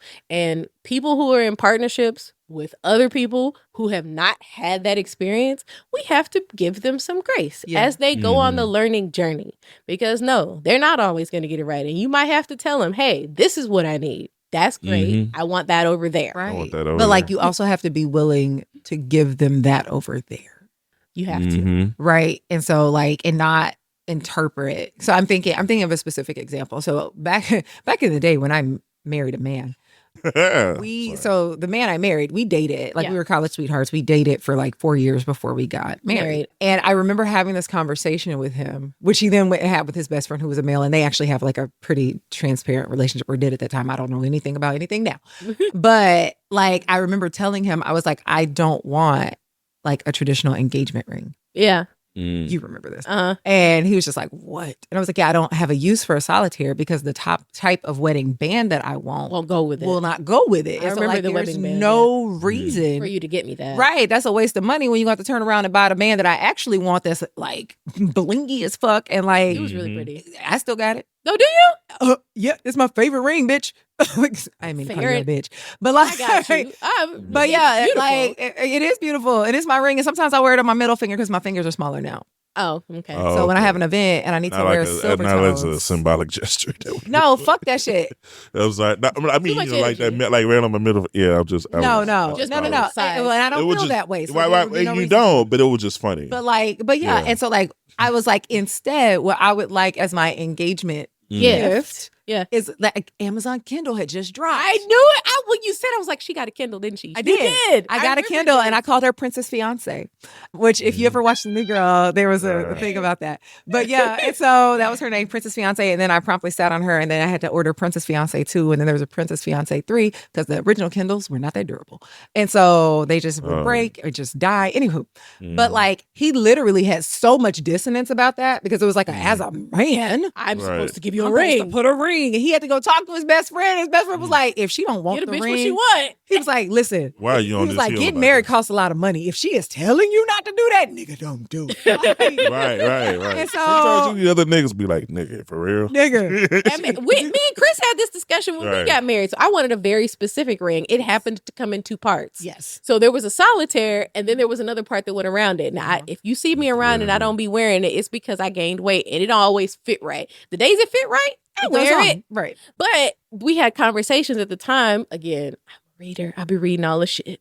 And so I had been reading about blood diamonds, and I was like, I don't really want a diamond. And he felt a way. He was like, you want me to get you a cubic zirconia? I was like, it don't have to be that, but honestly, I don't care. Like I'm gonna leave it up to you. Right. But not a blood diamond. I just don't want a blood diamond. They're expensive, and that's stupid. Also, De Beers, we see you. We see right. you. Yeah, so I had been learning things, right? And so when Chris, he was like, oh, okay. All right. And so Chris went and did the research. I had no nigga to talk to, so I had to. Damn. But you ended up should have told me. I would have gave you their number. You ended up getting a sapphire, right? I got you moissanite. Moissanite, that's what it was. Which was diamond, and then sapphire on the and so sides. sapphire's on the side, and I was like, it's gorgeous, and it's exactly what I want. I don't care what it is. Right. Yeah, I had to research. Just like, okay, but he had to moissanite. He had to receive that. Yeah, because the idea is if I got a woman, problematic. If I have a woman, right, and she's out here in the world, and she don't got it, look like I love or value her, like it's a reflection on me. That I didn't buy you something expensive to wear in your finger. Right. They're like, who made that rule in the first fucking place? People who wanted you to spend half your De Beers. on a diamond. And right. Shiny ass rock. I remember studying that in marketing in college. Like the De Beers thing. It was aggressive. Yep. Yes, it was a whole aggressive. The 20s or the 30s? It was very much. I can't remember the time period. Yeah, they set the cultural trend. And so, I think that's also this aspect of, you want your such and such to be spoken for when they're out.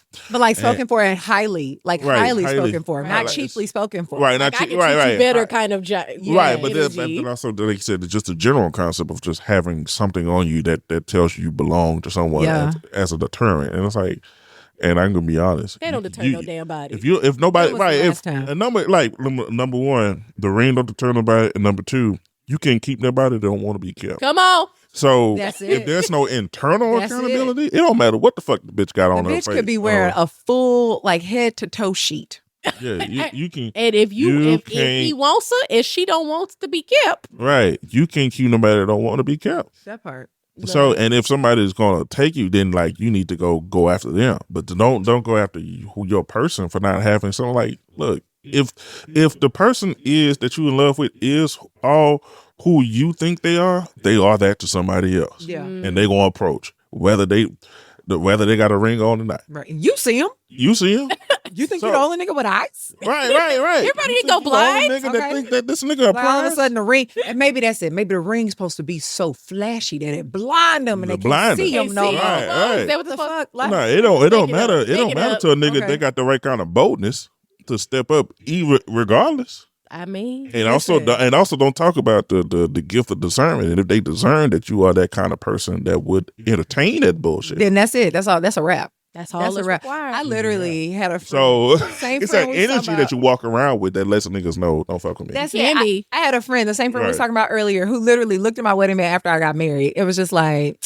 that don't even look like a real ring. Not fake jewelry, but he was just like, that don't look like a wedding band. That look like a girl would wear to deter niggas. Me. Well, nigga, is it working? Right. That's really the only question. Because if that's the line of thinking, even that, okay, she wearing a deterrent, which means she really single. Let me go. Nigga, it's not going to work. The ring is not magic. And the ring was can I just say, the ring looked like a wedding band. It did. Boys are dumb. It did look like a wedding band. So let's talk about authenticity over morality. Yes. And why bad guys seem more authentic and how that relates to vulnerability and emotional honesty. So bad guys seem more authentic because they are.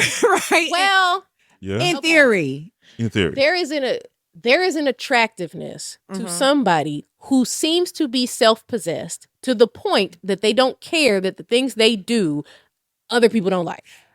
They are not allowing morality to dictate their actions. Other people's morality to dictate their actions. Yeah. They have to. Everybody has an internal morality. Everybody has their own moral code. And they have not violated their own. Exactly. Right. They might have violated yours. They don't give a fuck about yours. But that, there is something deeply authentic about that. There is. And that's what's attractive. That's what's attractive because they have a level of ownership of self. That, and you can trust what you see. Yeah, and I think so that is me. Or at least it seems that way. It seems like that. Right. But so I used to, and I still have this. I don't It's like niggas that handle snakes. It's like, you're going to get bit. I mean. Yeah, you know the But you knew that. But you knew that going in. You knew that going in. And so you got venom, and so you got antidote on the side. Right, exactly. And so, like, there's this thing I used to say all the time. I don't know if you remember this, but like, I don't trust people who don't cuss because, like, what the fuck are you hiding? Like, well, what are you repressing? Like, cussing is so much fun, and the fact that you have some rule that says you don't do it tells me you're repressing a lot. Like, and I still stand by that. Right. I don't think you're a bad person. No, I just don't trust you. Because what are you hiding? I don't have that same hiccup, but I understand. But that was my thing. I was just like, it was just very like, you know, I was younger, so that was how I said it. Just like, oh, I don't trust people who don't cuss because what are you hiding? Yeah. But it's that, right? Like this idea that like you would put the need to be appropriate over the need to be honest tells me I can't actually trust what the underlying thing is, right? When someone is, and I would rather, and I'm trying to figure out how much of this I want to say. So at a previous place of employment, there were several people in leadership, none of whom I fucked with. Like, okay, some of y'all might be decent people, but blah, blah, blah. But at the end of the day, what it came down to is like the person that was head in charge, honestly, we don't see the world the same, right? But I can trust that like your bullshit will only go so far before you break because you can't hold bullshit past this point, right? And so like I know if we push past that, whatever comes out of your mouth is gonna be real, and I can hate it. Yeah, but it'll be real. But it'll be real. Meanwhile, her counterpart, nothing that bitch says. And listen, what's crazy is I know one of our dedicated listeners is an old coworker of mine, and she gonna know exactly what I'm talking about. And like, yes, girl.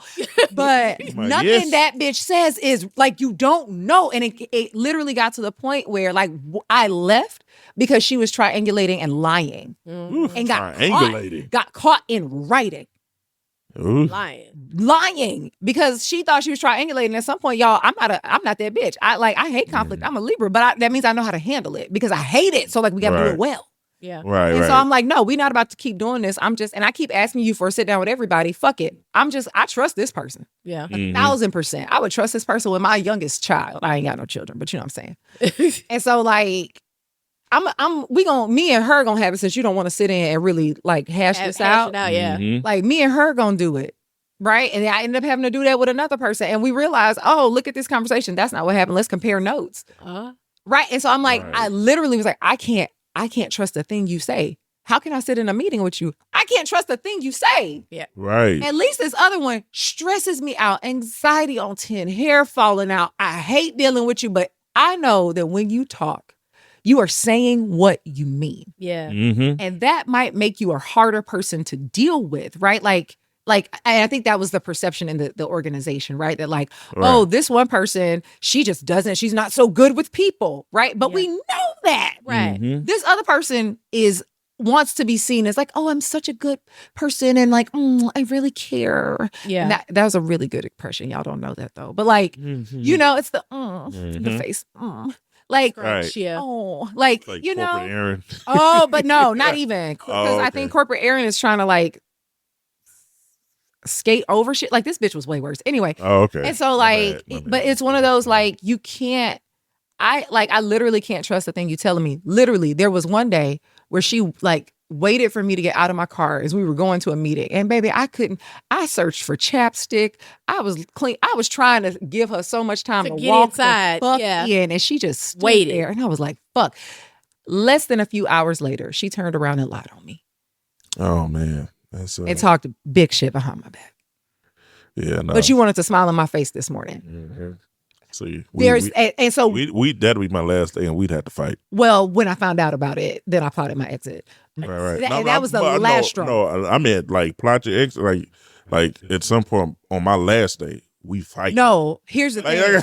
I literally because I can't. But I'm also I'm not going to jail for nobody. Yeah, that's true. So like my thing was, I literally in talking to the head person was just like, I'm talking to you. Like, well, why aren't you talking to? I'm talking to you because I can't talk to her. I don't ever want to talk to her again in my life. Like you are summarily dead. Right. Like me. This is why I couldn't survive in corporate America because I somebody get hurt. You know, and so like that was me. And then like then she proceeds to send me this long ass text that to this day I've never read. Cause you're dead, bitch. How the fuck do you think you can text? Like that's crazy. Dead people don't have thumbs.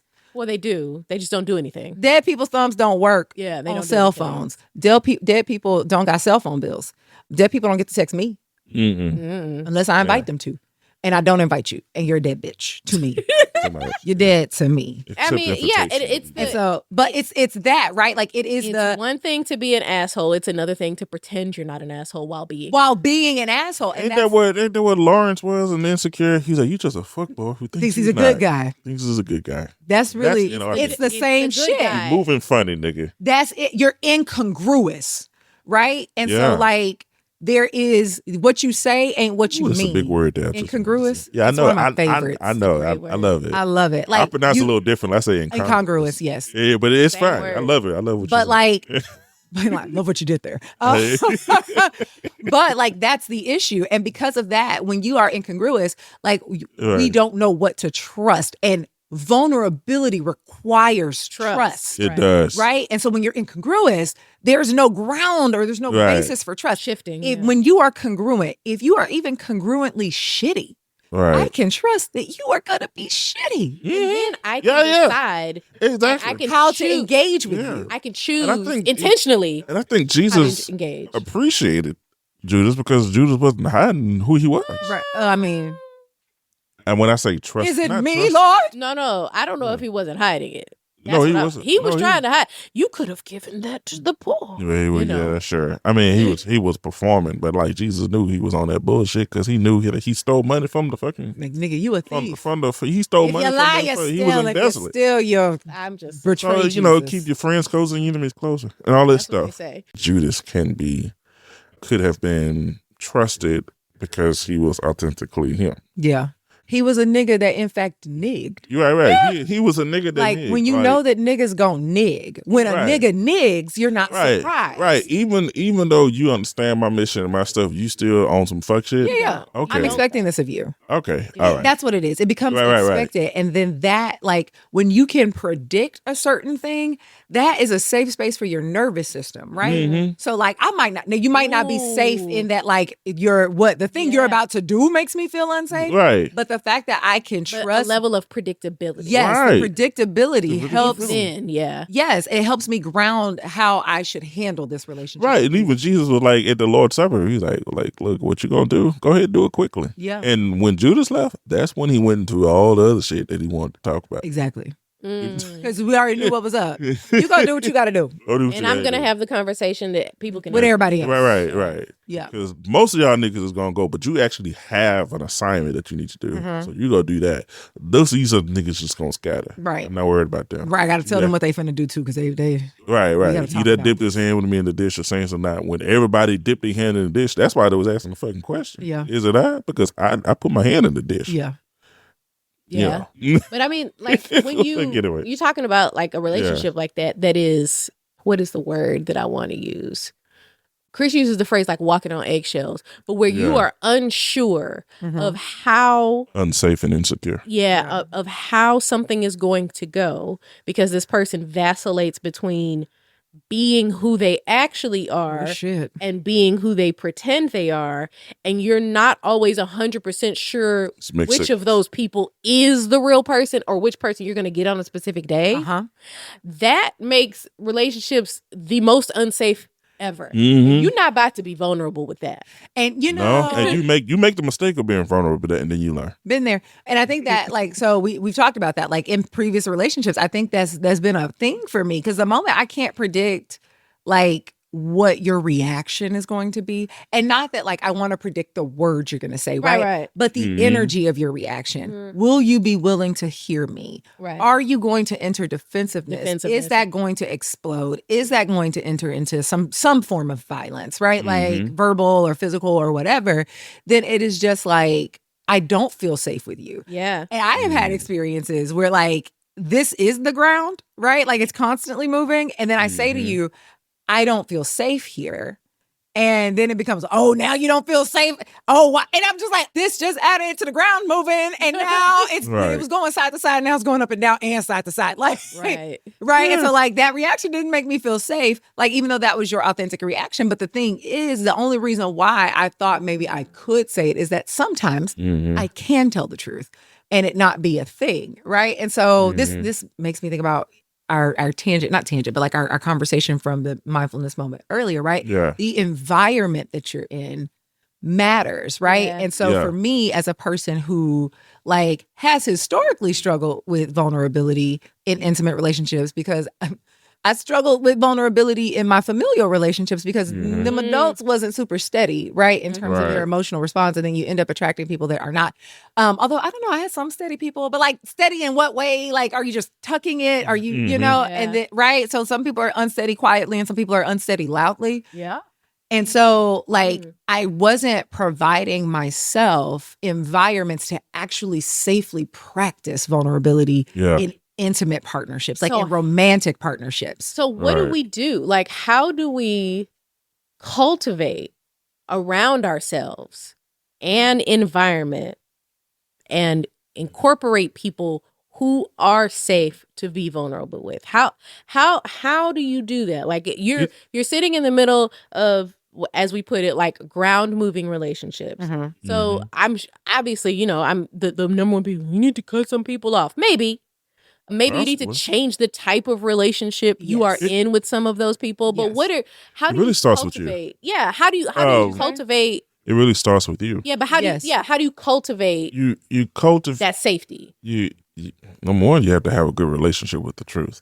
And the truth of yourself. The truth of yourself. And that's really what it is. You have to have a good relationship with the truth. And because within yourself and recognize who you are. Because what I'm realizing even now as we're talking about even the struggle with church and authenticity is that a lot of people know that church is like a show, a production and made up. And they're okay with that because they don't want to deal with on a level with the reality of who they are.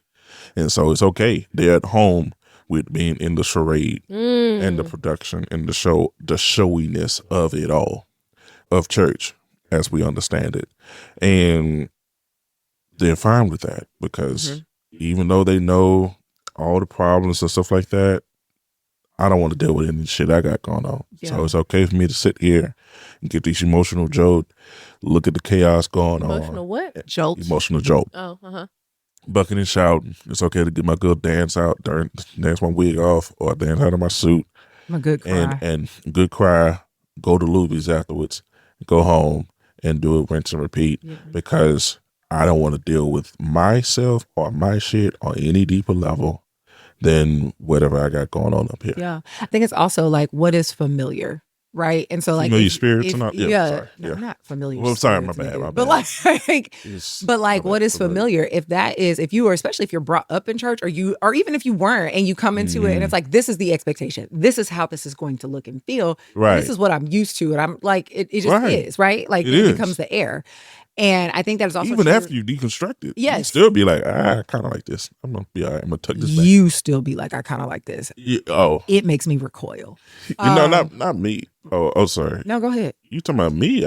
You said you'd be like, oh, you kind of like this. Well, there's some people that still. Some people. Then they. I say they. In that particular example. Yeah, but and I, I don't know. I think there's a certain point in deconstruction though where you start to see the shit for what it is. Yeah. And like you might appreciate components of a thing. Right. But like the thing in its totality doesn't resonate. Right. Like I love a good Hammond B3. That's an organ. No, I get that. Listen, I love a 3-part harmony. But I listen to Corey Henry before I subject myself to all the other bullshit that goes around it. All I'm saying is I sing 3-part harmonies with my friends randomly. I don't have to go to church for that. Cool. But I think that's also true in like in speaking to my personal experience in relationships. Like the last person, my ex person is very similar to one of my parents and not my daddy. How about that? She's very similar to my mom in some way, in some ways, right? To especially like the emotional kind of topsy-turviness of it all.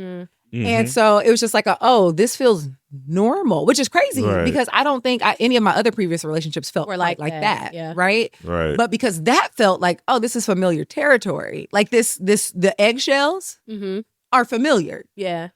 Go back to your original question, Christian. So it is how can we begin to cultivate a safe space where we can have more vulnerability. So I think the first, in thinking about, like, yes to what Chris said, I think also being aware of where it goes right? So like, that's good. One of the things that helped me, and I used to say this to her all the time, and she would like get so mad. I probably shouldn't have said it, but I would be like, none of my friendships look like this. I was like, I don't know. Nobody else in my life treats me like this. Never. Nobody else has, like, outside of, parentals, but like nobody else treats me like this. Right. Nobody, that's it. Nobody I have chosen to be in my life treats me like this. Right. And well, they don't know you like I know you. Bitch, I'm friends with half my exes. Yes, they do. Like, hey y'all, hi, collection of exes. And so for me, that was part of it. Because I'm like, okay, what are you putting up with here that you don't like have to deal with, right? That like as a friend would be a red flag for you, and you just would discontinue or reshape, right? Reassign this friend, right, to their new zone. And so like and that was it for me, because I again am very blessed to have very supportive and loving, like deep, honest, intimate, authentic friendships, right? Like I don't really got no surface bitches in my circle. Right. Yeah, I'm not a surface bitch. I'm not. And like our relationship wasn't surface either, but like I'm sorry. but like even with our relationships not being surface, in my friendships, we're still able to show up and love each other when it gets hard. Like what y'all have to know is Christian and I've been friends for 38 years? That's accurate. Sure. And we have had we've been mostly friends that time, right? But like we've had disagreements. And I think like as like it was built as children, like you know what I'm saying? Like there would be times I think we fell out more as kids than we have ever fallen out in adulthood. Yeah. I can't even remember half of the stuff. Me either. We'd just be mad. Yeah. We did when we wouldn't talk for a while, and then we would. Right. Yeah. And then it would happen again. Right. And then we were like, oh, we're silly. Or we're the only two weird bitches in our cult. So we better figure this out. If I don't, unless I want to be alone, let me go and let me go back to my other weird friend. But I mean, like what you said, my only weird friend, because I mean, that was. I mean, in the cult, that was true. Which is funny. You think in a cult that most people would be weird, but they weren't the same kind of weird as us. No, they were regular. They were only in the cult because their parents were in the cult. Nah, I was committed to the cult. That's true. Same. Oh my God, that's why we were weird. We were committed to the cult. The cult being like trying to get close to God and Jesus, but like the way, but in a very specific way. The way it was in a very specific way. And I think like we were committed in different degrees, in different ways, in different ways. But we were committed to like the living general the narrative, principles, the general principles of the framework. Yes. Mm-hmm. Now I was a rule follower, she was not, but we like we were aiming. She was more like the spirit of the law. Mm-hmm. Yeah, we were aiming for the same thing. We were like, oh, this God that we be talking about, yes, must know him. Take him seriously. Take him at his word. I think that's it. It's like the primary focus of it was like God. I think they were doing a good job of living, right? Like they were doing a good job of being teenagers and being worried about like teenage shit. And like I was also trying to be a teenager, be worried about shit, but in light of what would God think? Like so you had that you had a little bit of the tinge, and I was very much like tinge. I was. Yeah, it was all about what God thought. I didn't live much of anything. I was just very alone in all of that. Damn. Yeah. But I mean, it was just the two of us. So I'm not surprised. But what you said I almost killed myself. So yeah. Same, actually. But when you were talking attempts. Praise God. Praise God. But when you were talking about like, once you assess this and then reassigning people to new zones, that's powerful. Because like you talked about earlier with Snoop Dogg, you don't necessarily need to excise people from your life or remove them. They just may not be able to be in the inner circle anymore. Yep. They may need to slide out. They may, and some of them may completely fall off. I mean, that happens.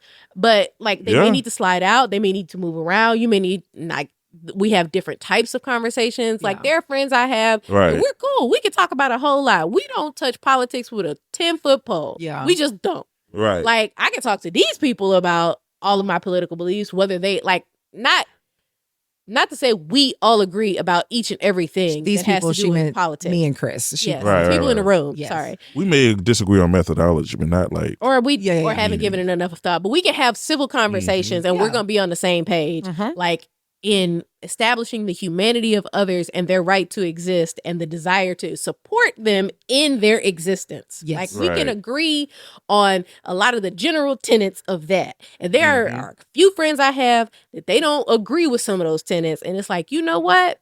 We don't talk nearly as much. Yeah. Because I don't be having energy to be somebody else. Listen, I was about to say the fact that you can listen, I got hard boundaries for certain shit. And my human rights, my humanity is one of them. So here's the thing. It got to the point, again, on the periphery, we haven't really talked since like 2018. Yeah, no, I have a friend I haven't talked to since 2016. Not like we chat. Yeah. But not talk. Yeah. Right. You know? And so you slid on out. I'm not mad at you as a person. Yeah. Like, I still love you over there. Because that's where you have to go. And putting you over there allows me to love you without risk of injury of harm to either of us. Yeah. Right. The Bible talks about can two walk except they agree? Yeah. We not going to. And so we can't. We ain't going to be walking. We ain't going to be walking. Now, we might pass by each other sometimes. Yes. Right. We might bump into each other. Right. We be cordial. We're not on the same track. I'm not on a disagree and still be friends tip. I'm on a disagree and I can still be civil. Right. I don't have to cuss you out on sight. But even the civility is me accounting for your humanity. Let me be clear. I don't like you. Yeah. I mean, So the civility and cordiality is just, but like, don't think we finna be up on my fucking couch. No. But, I mean, supporting a certain political belief that I don't hold. Like, and we're talking about a specific person, both of us. Well, now we're talking about the same person. Previously, I was talking about somebody else. But I was just talking about a general person. But could be. Could be the same person. I don't know. Okay. They not here. They not on my fucking couch. So probably. Well, I guess this is what I was going to say. They ain't came through the threshold. There, at least for me, there is a desire. And I think this is why Jesus kept Judas around. There is always a desire to reconcile. And so even when I know that you are not the kind of person I can keep close, I don't necessarily want to push you all the way away. So I keep you close by, but I don't keep you close. Because there might come a day when just being in my general proximity at all will help you realize what's going on. That's real. That will help you open your eyes. That don't mean I have to subject myself to the bullshit. So you not in the inner circle. You ain't coming to the mountain. Okay? That's it. You're not coming. How's it never?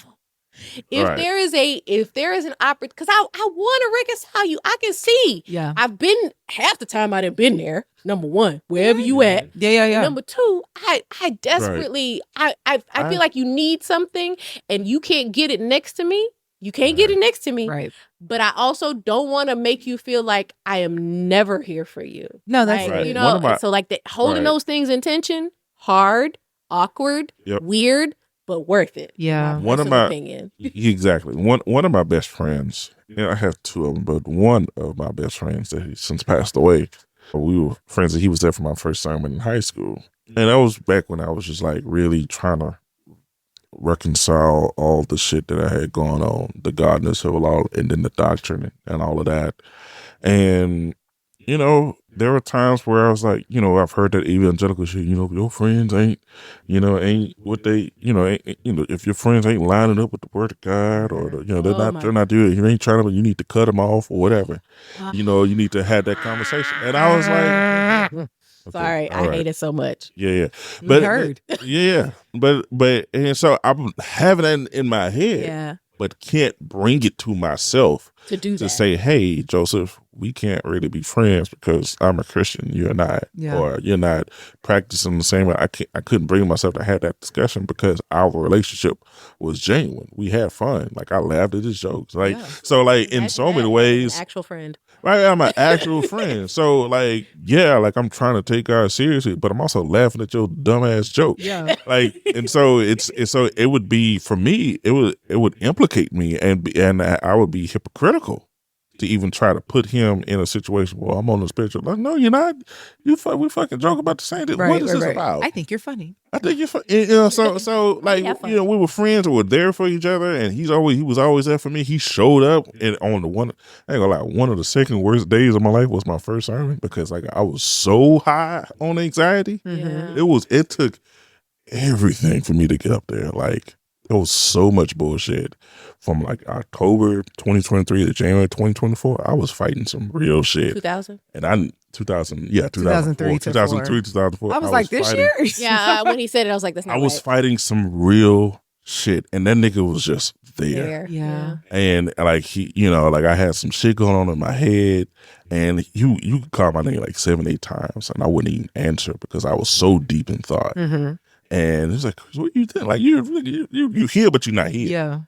And he was just there. So no, I couldn't bring it to myself to be like, well, I'm taking God seriously. And according to the evangelical cultiness of it all, I should cut you off and we shouldn't be close or whatever. So I could never have that conversation with him. Now, at some point we of course went to separate colleges and all of that. So we didn't really keep in touch, but again, that was what that was. But then, after college, we ended up coming back together.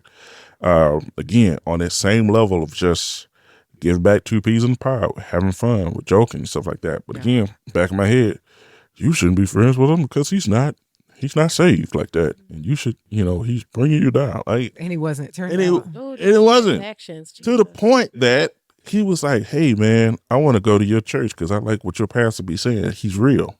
And I said, okay, cool. Not only that, oh man, I feel like I'm called to preach, which I saw because I knew that his grandfather was like a preacher. I was like, oh, okay, you got it on you too. Yeah. And then preaching his first sermon in my church, and then and of course not too long ago that he tragically passed away. But I say all that to say is that you never know, and I think, and one of the things I have on this don't aim to look good. Aim to be good. Yeah. And that starts with being real. And it starts with acknowledging being real. And I appreciate even past me, with all the anxieties and the worries I had, I never lost my ability to see what's real and to hold on to that, even with all the other bullshit that was under my head that was causing me to torture myself. Yeah. And I appreciate that about me, and I give myself a little clap on the hand for sticking on and holding on to what's real, and realizing that friends matter, and that people matter, absolutely. And I appreciate even my grandmother, even after she probably wanted to instill them because there was all sorts of people that came to her house, but she just sat there and listened and loved on them and all of that. But they were all sorts of unsavory characters, but they respected the house. Yeah, on this corner, we lived across the street from a fucking trap house. And even them was like, hey, don't mess with Mama Lucy's house. Don't rob her house. Like, look, just stay away from that because this is a good place. Yeah. And I appreciated that because as I was going through trying to navigate all the other shit that was going on in the world, trying to find God, trying to figure out how to relate to God with all the doctrine and stuff like that, I could realize and recognize what was real. Yeah. And I held on to that. Yeah, I think there's something in that for me. And this is fuck it. Like, it's testing the spirit by the spirit. Right. And so like we can say in your example about like, even with your grandmother, right? Like she's seeing the humanity of people. Yeah. Right. Like in there, their actions may, let me be clear, especially with trap houses and shit like that. Like maybe their actions speak more morally to something that we might not be aligned with, right? But like the spirit of that person, hey, they might just be trying to make it. So niggas, but like exactly, literally everybody's trying to cope. Everybody's trying to get through this thing called life, and they're doing the best that they know how to do in each moment. Yeah, and even if you're like, oh, they know better, no. Clearly, in this moment, they don't. They don't. They made a decision based on what felt like the best option at the time, based on what was available to them. So. But like even that, her being able to sit down and have conversations with that because you can see that person, right? Or like you and your friend, Josh, what'd you say? Joseph. Yeah. Like even with Joseph, right? It's this idea that like, okay, yeah, you're not saved, right? Like you don't got the label, but like you are good. Yeah. And when I test the goodness in me by the goodness in you, we match. right? Yeah. And so, and like that is the thing that matters. And so to go back to your question, Christian, of like, how do we do this, right?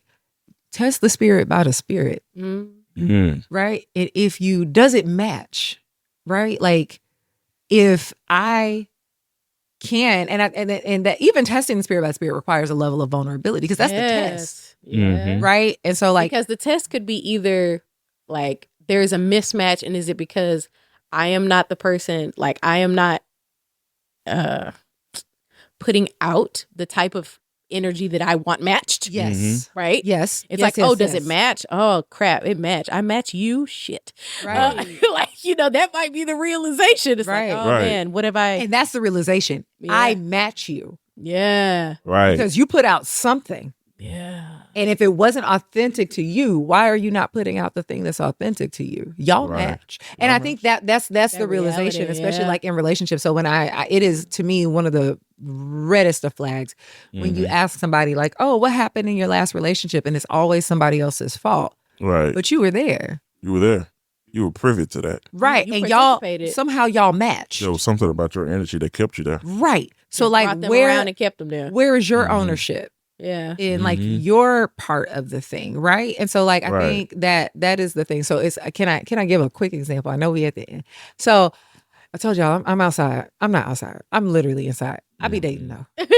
And like I'm not like I just I've always been like oh, let me play it cool. Like let me be easy. At least externally, because I'm neurodivergent and sometimes I be freaking out in my head. So like I be cool as a cucumber outside. You're masking. And, yeah, I be masking heavy. Okay. And so like in talking to new people, new person, like one of the things that like has happened, I was just like, oh shit. Like, let me be real about how I feel. Right. And that's not a thing I think I would have done first before. Right. Like I might show you, but to like actually use the words, right? I am interested. Yeah. Or like, bitch, do I like you? I like you a little bit. Wait a minute. Oh, I like you a lot. Huh? And like, yeah, you cool, but like, could there be? Fuck, I wasn't. Damn it, I didn't. Is this gonna happen? There's a cautious optimism you're experiencing. Yeah, always. With everything. What are you talking about? No, you're right. But like in saying that, in saying the thing, what I have found is that like one of two things happens. Either you cut to the quickly, and like you're vulnerable, the thing either like didn't go.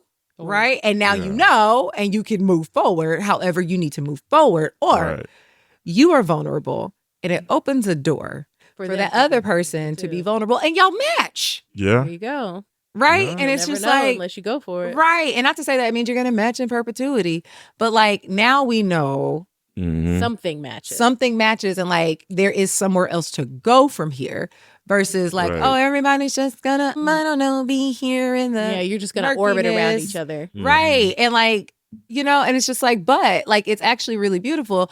And the last time I did that, I was able to have a conversation about how hard it is to be vulnerable, which is also vulnerable, right? Yes. Like, oh, this is a thing I'm working on because like I am da-da-da-da-da. And so I'm like, when you lead with it, you either, and like there was one situation where like, and you know this because you read it, but she's like pointing at Christian. I'm pointing at Christian.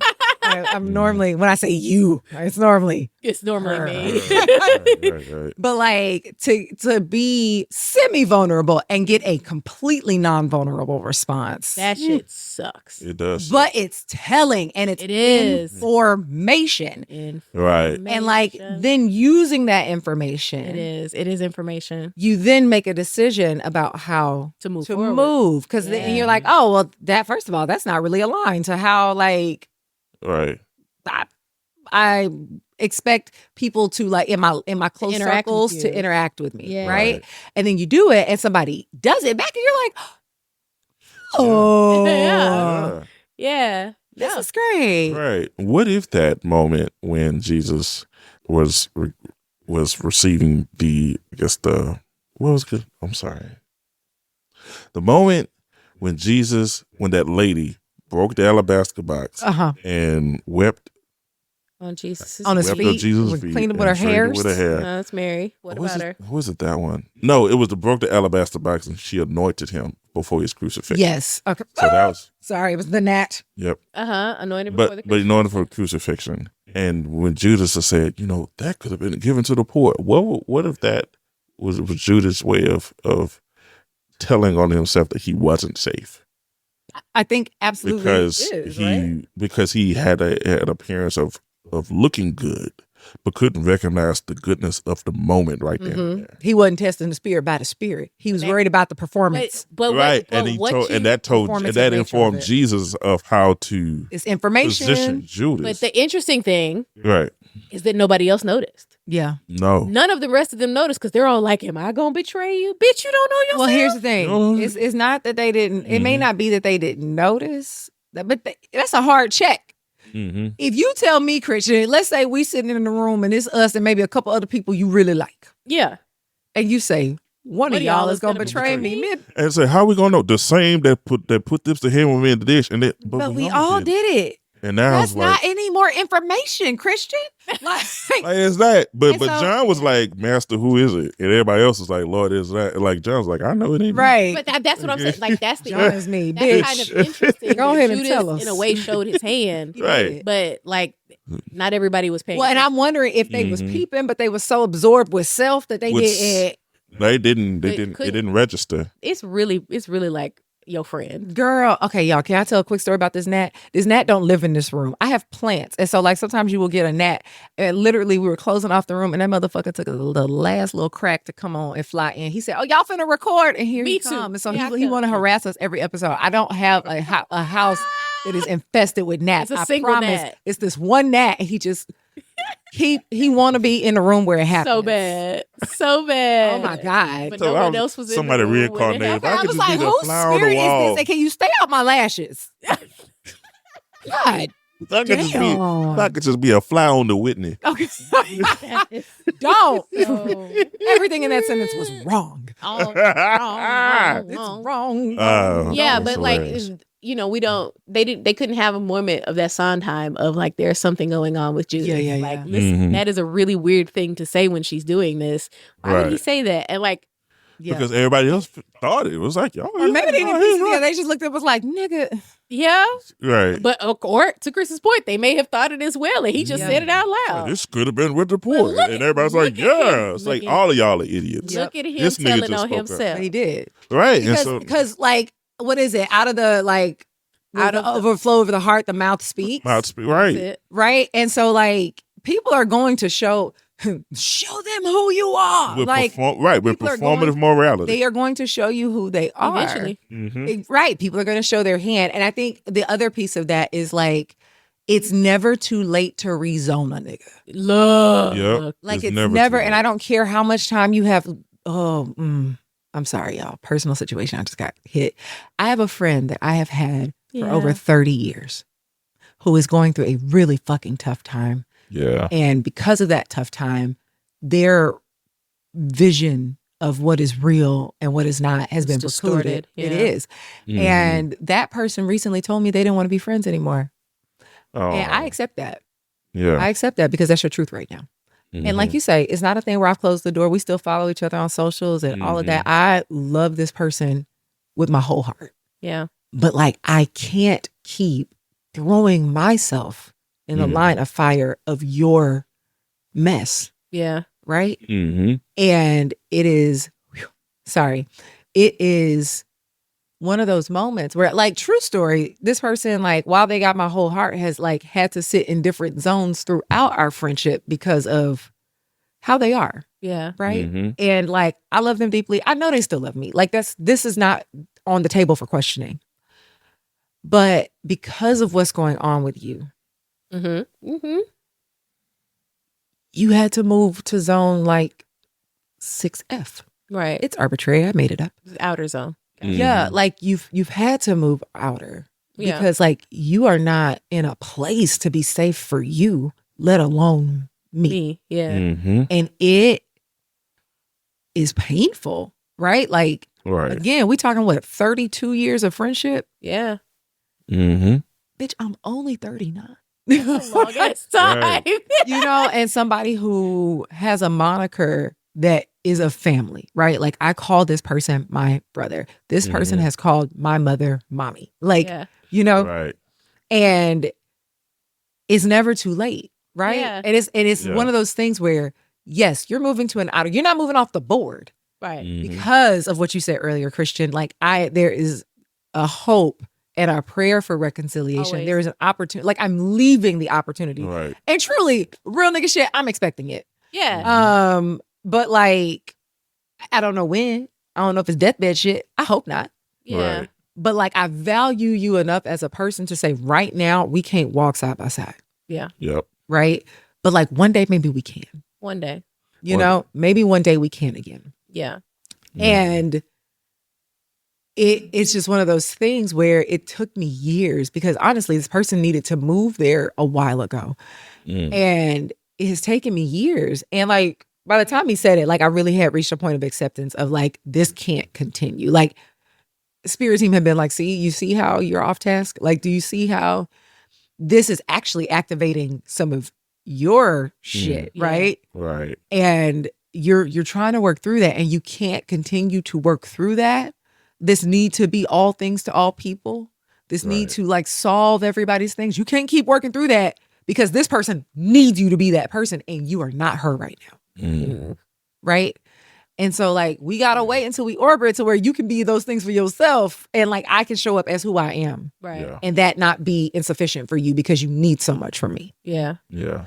And it's That's real. Yeah, like and it is one of those things where it's just like this is where we are and you had to get rezoned. And the crazy thing about my zones is love encompasses all of them. Like it's love in every zone. There's no less love. If you're on the board, baby, you're covered by love. Right? What changes is proximity. Yep. And access. Yeah. And Yeah. And that's what I had to realize even for myself at 25. I think one of the last conversations I had with my mother, you know, she was, you know, a terrible situation went down where some family members were being kicked out of the house that we were all living in. And I decided to go with them because I reasoned that was not an appropriate response to whatever was going on. And so I voluntarily left. One of the things that, you know, she called me when I was out, and one of the things she said, she asked was, oh, you know, let me know when you're coming home, you know, such and such. And I said, I'm not coming home because I'm going to be with them. And one of the things she said to me on the phone was like, well, I guess you made your choice. And I think at that moment, it wasn't like I heard it. It sounded like I hated her, but it was definitely a moment like, yeah, I guess I made a choice. And one of the things, and at that moment, I had decided, I was like, well, okay, I love you, but clearly, and I love what we shared, and I love the conversations that we've had, and I love the insights and the way that you've challenged me, and brought me to a certain level of thinking that I would not have otherwise. You're the one that really kept me real. But in this moment, whatever you got going on, I'm still trying to figure out me. Yeah. And maybe distance is what's needed. Absolutely. Because you twice or whatever older, you're 25 years older than me right now. I still need to figure me out. Yeah. Yep. And yeah, I hadn't talked with her for years until like one other moment when my sister, my second oldest sister, was in the hospital, and we connected then, and I was still kind of iffy and on the eggshells even then. But like that was the last time I saw her alive, and part of me wished that would not have been the case. That there could have been reconciliation or a level of healing and wholeness. But I had to make a decision for me that I was not going to be vulnerable with someone that I could not necessarily trust. Yeah. Yeah. For them to be with them. And at most they could get was well wishes and thoughtful prayers. Because you have to work out your shit too. And I hope you do. Yeah. And apparently, with my second older sister, according to that, she kind of did recognize some of her ways towards the end of her life, and that was a gift for me to realize, to hear that. Yeah. Even my nephew was there. She was very close with her. I mean, that was his grandmother, and we have a relationship today. And And I'm, hearing, of course, in conversation with him, I hear things about her and things like that, experiences with her that give me a level of confidence and safety that she's, that she came around and was able to be for him, and even for, her second oldest daughter, where she really could not be for me in pivotal moments. And that gave me peace. Yeah. So, yeah, like, sometimes it don't get figured out on this side. That's really it. And it just don't. And, like, you got to be okay with that. You got to be okay with that. You have to find peace. Yeah. And, as we wrap up this episode, if you're a person who is currently trying to figure out how to navigate a relationship that is not feeling like it needs to be in zone 1 anymore, that's a hard decision. And we wish the absolute best for you. Take your time, but make those decisions, whatever decision that is, for yourself. Yes. And so 3 practical tips that I want to give for that. Okay. Number 1, lean into courage. Speak your truth, even when it's hard. Number 2, set boundaries, like we were talking about. Vulnerability doesn't mean letting yourself be mistreated. And to wrap it up, 3, practice forgiveness. That means release the burden of resentment, even if reconciliation is impossible. Yeah. There you go. So if you need to work through those in this season, let us know if you want to talk about it. If you feel like sharing, you can do so in the comments or on our Facebook page, wherever you can find us. Instagram. But just drop us a line in the email. The name of the season is vulnerability. So expect lots of near tears and heartfeltness, because that's where we're going. So if you're not ready, we understand. Honestly, this is not like easy work. This is not light work. No. But it's worth it. Some of the heaviest shit I've ever done. It's worth it, because what is the fucking alternative? Guys, no risk, no reward. Yeah. Right. Yeah. And even when you take a risk and you don't get a reward, what you do get is still useful. So just remember that. In every complicated relationship lies the potential for transformation. Not because it's easy, but because it's real. Yeah. So let's be real. And y'all be real. Be easy. And we will see you next week. Bye. Holla. Thanks for joining us for this episode of the Uproot Project Podcast. We hope you found fresh perspective and continue to make space for real growth. If you enjoyed today's conversation, be sure to subscribe, share, and leave a review wherever you listen to your podcast. You can follow us on social media at the Uproot Project Podcast on Instagram, Facebook, and YouTube, or visit us at www.theuprootpodcast.com for more content. To contact us, feel free to drop us a line at hello@theuprootpodcast.com. Until next time, keep living fully, learning openly, and loving deeply. We'll see you soon.